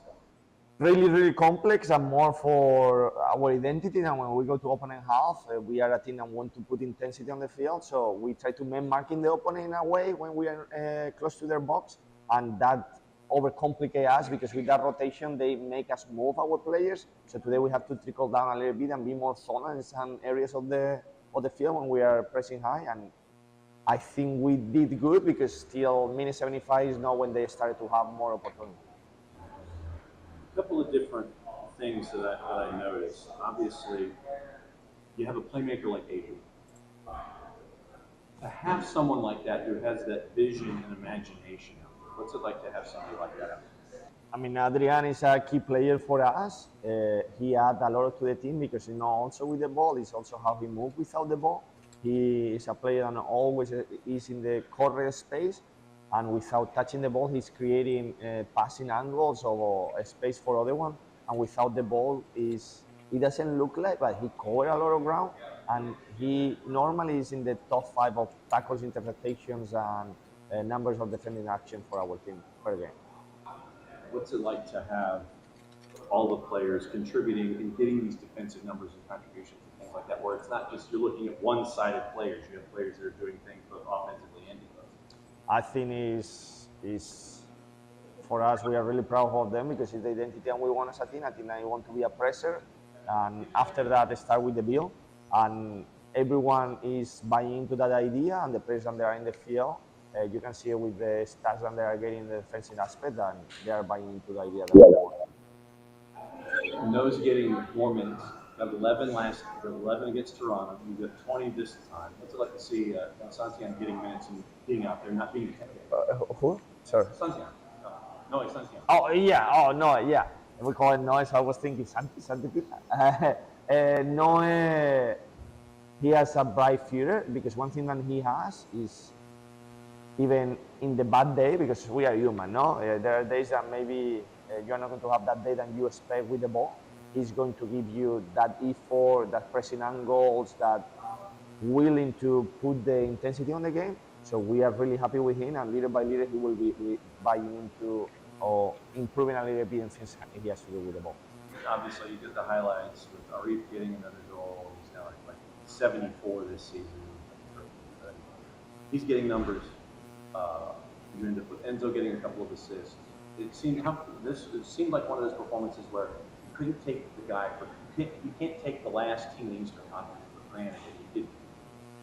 No, and you never know with Inter, because they always present the standing doesn't reflect the quality and the team that they are. They can complicate games, like in the way that they play. And I think today we were really solid, and we have players like you say, like Arif, that is in flow status, I call him. Everything that he does go inside the net, and we are really happy for him, because he defied himself. The way that he works, the way that he treats of himself is like a role model for other players. And with Enzo, he's a player that he has been up and down, has been from the bench, has been started, and the reality is all the time that he's stepping the field, he's giving everything that he has, and he's adding in the offensive side, he's adding a lot to the team, because he's really direct, he's good in 1v1, so it's always like made difficult for the opponent how to defend us when we're in opponent half. You mentioned flow stat. I mean, there are times where it does look like he's floating out there, and it's like everything's going the right way. He's still frustrated at himself if everything doesn't go in there. What's it like to see someone who's in that flow state? I mean, it's amazing, because that means that all the staff is doing a good job with the players. I know we do a lot of IDP. Will Bates, and he was a striker. He scored a lot of goals in college. He helped a lot of Arif with some details, and the striker has to be in a situation where he can score more goals, so he can assist. Right now, the only thing we can do is support him and continue believing in him, because I think he's going to continue like that during the season. There you go. That is your rundown of everything from last night with Atlanta United 2 and the 4-1 win over Inter Miami CF.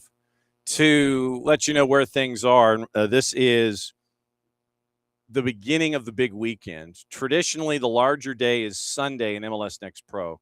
Atlanta United 2 actually was one of 3 matches that started the weekend, match week 19. So right now, in the Eastern Conference with the win, Atlanta United 2 is in 6th, but they are a win out of 3rd. They have as many wins as two other teams in the Eastern Conference right now. 9 wins for them, 9 wins for Red Bulls, 9 wins for Crew 2. They are 1 win out of third, 4 points from the top, and they have played 17 matches. Of course, this goes into the action today. Crew 2 is at 34. They have 1 more win than Crown Legacy. Red Bulls are at 32. Chattanooga's at 31. They have a better goal difference than Revs 2. Atlanta United 2 has more wins than Orlando City B. NYCFC 2 is at 28 points. That would be your playoff line if the season ended today. Philadelphia Union 2 is at 17 matches and 24, 2 more wins than Fire 2. Connecticut United is at 22 points, better goal difference than Toronto FC. Huntsville City Football Club is at 21 points. Core is at 17. FC Cincinnati 2 is at 14, and Inter Miami CF2 at 0-12-4-1 is at 5 points this year. They've scored 14 goals, and they've given up 41. That is not the worst defense in the league, but is the worst in the Eastern Conference. And that is the least effective offense and the most porous defense in the Eastern Conference. 0-8-2 now on the road for Coach Vargas and Inter Miami CF2. Western Conference, Austin FC 2, Los Verdos. They are at 40 points, 3 points ahead of Houston Dynamo 2. Dynamo Dos has 1 less win after their hot start, being unbeaten in the first 2 months, and now Austin FC 2 has returned the favor. 2 of the top defenses in MLS Next Pro, without a doubt. Timbers 2 at 34 points. They are in third. They have played 2 more matches, however, than Austin FC 2 and Dynamo Dos. Ventura County starts the chase group at 29 points. Ventura County, LAFC 2, and St. Louis City 2 all have 7 wins. Better goal difference goes to Ventura County. Better goal difference goes to LAFC 2. That's 4, 5, and 6. Earthquakes 2 are at 28 points in 7th. Loons 2 are in 8th. They have 1 more win than Real Monarchs, who got the win last night. Jarrett Smith was there. Follow him on his social medias at Jarrett_Smith to get your latest when it comes to the Royals, Real Salt Lake, and the Monarchs. 10th right now, North Texas at 22 points, matches in hand. Tacoma Defiance is at 21 points. Whitecaps 2 have played 19 matches, and they have 17 points. Sporting Kansas City 2 is at 13 points in 13th. Rapids 2, 12 points in 14th at 2-11-5-1. The worst defense in MLS Next Pro belongs to Sporting Kansas City 2, especially after what happened earlier in the season with their losses. They've already given up 50 goals this year in MLS Next Pro. Next up for Atlanta United 2 is a trip to Huntsville City Football Club, and that will be next Saturday night, 8 o'clock Eastern, and that will be at Wicks Family Field, Joe Davis Stadium in Huntsville, and that will be on OneFootball, MLSsoccer.com, and the Major League Soccer YouTube channel, among other places. We'll keep you posted on our broadcast plans as we go later on in the week. So that's MLS Next Pro. Now, gossip, rumor, and innuendo, what to watch, where to watch it, how to watch it before we get out of here. And that what to watch is brought to us by our friends at Fanatis at fntz.co/soccer down here. Today, once again, you can get all the things. You get Fanatis, you get all the streaming services, access to South American A and B divisions that you might not have had before. You end up with CDO Plus out of Chile, Liga 1 Max Pro out of Peru. You end up with TVV out of Venezuela, unless you already have a subscription to a particular cable service. And if you have the Spanish package there, then you probably already have it. You can get ties to Tigo Sports, ties to CATV. You get Libertadores, Sudamericana. TIC out of Argentina gets you Copa de Argentina, the Copa Argentina, plus their coverage of Argentina in the World Cup. BN, you get all the BNs, which means you get their European football in Turkey, in Poland, and in France. You get Libertadores, Sudamericana, everything Middle East and North Africa. You get AFCON, WAFCON. You get CAF Champions League, and you get all of their the World Cup qualifying and Olympic qualifying tournaments, all at one place, Fanatis, fntz.co/soccer down here. Fox Soccer Plus has your doubleheader on the second legs of the Can Champ with Forge and Saint Laurent at 4 and CF Montreal Vancouver FC. That's at 7:30. Tonight on the 4-letter, Rain and Thorns at 4 o'clock, simulcast by Deportes and ESPN Plus. Victory Plus at 7 gives you Denver Summit, Houston Dash. That one is at 7 o'clock. And then that leads us into Monday, which is a Can Champ Monday, one match on FS2 and Fox ONE. Cavalry and the Whitecaps at 9:30. That takes care of your Monday, and that gets you ready to roll into what's going on in the beautiful game. Now, let's get you into the activity with gossip, rumor, and innuendo before we get out of here. Checking to see if there's anything else that we might have missed news-wise. I think we're okay. Now, the gossip, rumor, and innuendo, transfer talk, a couple hours old. Trending rumors looks like Manchester United have ended their €40 million pursuit of Atalanta midfielder Ederson, turning their attention to Wolves' João Gomes, according to Globo. Liverpool have also made contact regarding the Brazil international, whose proposed move to Atletico de Madrid has stalled. Wolves understood to value Gomes' transfer at around €60 million. Both Premier League clubs now monitoring the situation. Chelsea made fresh contact with the reps of Bologna winger Jonathan Rowe as they step up their search for attacking reinforcements, as per the Il Resto del Carlino, the newspaper in Bologna. No formal offer submitted yet. Bologna keen to retain him, that the England U21, one of several wide players under consideration, alongside West Ham's Crescencio Somerville and Sporting's Francisco Trincao. PSG looking to bring in Ferran Torres from Barcelona if Bradley Barcola departs, according to L'Equipe. PSG had been linked with a €130 move to land Leipzig winger Jan Diomande. Ferran Torres would be a considerably cheaper option, open to leaving Camp Nou after the arrival of Anthony Gordon. Barcola could join Arsenal or Liverpool as he's looking to get more game time. Everton interested in signing Newcastle winger Jacob Murphy, according to TalkSport. 31-year-old's entered the final year of his deal at St. James, could be allowed to leave as Newcastle reshape their squad. One of several attacking options being considered by Everton boss David Moyes. No formal approach yet made. Genk midfielder Konstantinos Karetsis back on Dortmund's radar, according to Sky Germany. Belgium, the Belgian club seeking a fee in the region of €35 million to part ways with their 18-year-old, which remains a stumbling block for BVB. However, Dortmund's new sporting director, Ole Buch, is determined to sign him, who had 11 assists in 34 league matches last time around. Chelsea are demanding €50 million for Alejandro Garnacho after he did not report back to the club for preseason training. Sources have told the four-letter both player and club are prioritizing a permanent exit, working through options rather than beginning training under Xabi Alonso. And Gotham is bringing back Denise O'Sullivan on loan with an obligation to transfer from Liverpool for €350,000. Same fee Liverpool paid Courage in January to sign her. So Denise O'Sullivan lasting 6 months, and now she's heading to Gotham. Jeremy Manga in the door at Manchester City from Leicester, £12.5 million. Other rumors, Ekrem Konur, busy as always. Chelsea and Brighton both keeping tabs on Atalanta defender Honest Ahonor, transfer value around €60 million. Corriere dello Sport, agent of Roma forward Matthias Sula, currently in England negotiating with Sunderland and Fulham over a €35 million move this summer. TalkSport, Hull set to make a bid for Sweden international Elliot Stroud. The Mjölby star has already turned down a move to Genoa. Fabrizio Romano, Ajax have opened talks to sign Brazil forward Marcus Leonardo from Al Hilal, and a deal's underway to bring Trincao to Al Ahly.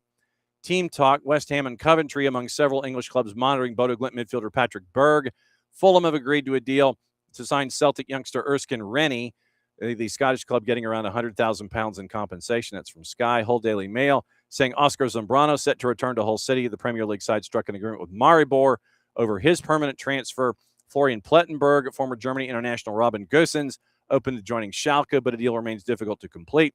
Nikola Shira, host of Premier League clubs in the race to sign Sassuolo defender Tarik Muharremovic, including Leeds, Sunderland, Newcastle, and Bournemouth.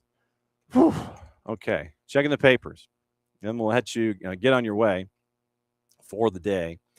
And trying to see if there's anything outside of the World Cup that we did not talk about this morning and beyond. According to The Guardian, Manchester United is insisting the new stadium is not a vanity project, despite the prospect of more debt. And the stadium is going to be 350 meters from Old Trafford itself. Jamie Jackson at The Guardian, the working cost of the stadium is previously stated at £2 billion. Proposed new 100,000-seat capacity stadium may lead to further debt being loaded on the club. Plans were unveiled Thursday, 350 meters northwest of where the current Old Trafford is. Club are about 1.3 billion in debt pounds. And in March of 25, Omar Barada, United's chief exec, said £2 billion was the working cost of the stadium. Colette Roche, chief exec of the stadium project, said of whether the cost would change, quote, that is the $2 billion question. We can look at what other stadiums cost. We're going to be building a very different stadium, bigger than any other, 100,000 seats.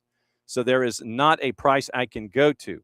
We've still got all funding options available. We can have debt, equity, shares, other investors. We've had a lot of approaches, people saying, can I be a part of this? This needs to be a sanity project, not a vanity project. You've seen from the way we now run the club, having control of our costs is really important. You've seen where we are financially, which we are improving. It'll be on us to deliver the time and the budget. And she also admits that she says, I know things can go out of control. People said that with me on Carrington, meaning the training ground. You're never going to do it in that time for that price, £50 million. We did because we were disciplined. Part of the cost may be sourced via branding rights. So keep an eye out on that. So sizable constituency of supporters concerned regarding more debt being loaded onto the club. And that was addressed as well. Proposed design of the stadium said it was compared to a circus tent. And Roach said the state stated that the design could be changed. Roach reiterated the aim to have the new stadium open by 2035. So that is the latest there. So Times, let's see what the Times has to say this morning. Yeah, Denise O'Sullivan's story broke yesterday, and heading to Gotham. So the rich end up adding more along the way. So I think we might be in decent shape. I think we're getting to be in decent shape here. So I will check one more source. No Atlanta United other than the Abby's asking about Atlanta United transfer rumors. None outside of the ones that we have seen. But let me check and see if we've missed any involving center backs and such. So transfers and rumors. I'm going to our friends at Transfermarkt, and I'm breaking the fourth wall to let you know. This is where traditionally I go to get things all squared away. So transfers by league, transfer rumors, see current rumors. I guess we can go here. So navigating current rumors. Let's see. Can we go by league? Can I get that? Competition. Come on. So we go country. We go United States. See, this is the thing. It's like I just want frickin' rumors. That's all I want. Especially with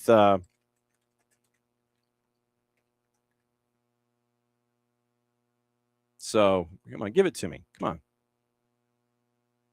No, not United Arab Emirates. That's silly. Of course, it's a bad gateway because it doesn't exist. So, country, United States. Come on, give it to me. Come on. Let me. United States. Major League Soccer. Just in general, I don't want. All right, so let's go here, and I don't want players or anything like that. I don't care about players. No. See, and this is the bad side to Transfermarkt. So fine, let me do it this way. Since you don't want to cooperate with me in the pull down, so when it behaves, I go to Transfermarkt and it lets me know everything. But it's not behaving this morning. So, okay. So we go here. Let's see if there is anything on the board. Okay. So the three on the board right now, Paulo Diaz, and there was one back in May involving Luis Araujo back in May.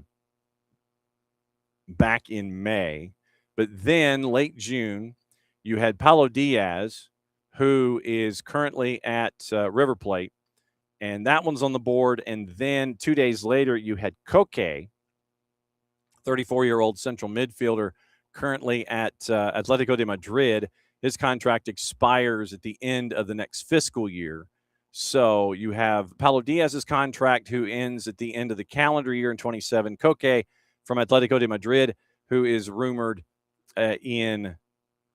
was rumored back in June 26th of this year. So the most recent, according to Transfermarkt, Paulo Diaz from River Plate, and a 31-year-old center back at market value of €2 million, and then Koke, a central midfielder, 34 years old, from Atletico de Madrid, listed at $5 million. So those were your Transfermarkt Atlanta United rumors that came across the board late in June. Like I said, there was a rumor about Luis Araujo coming back and from Flamengo, and that was back in mid-May, but nothing has cycled around since then.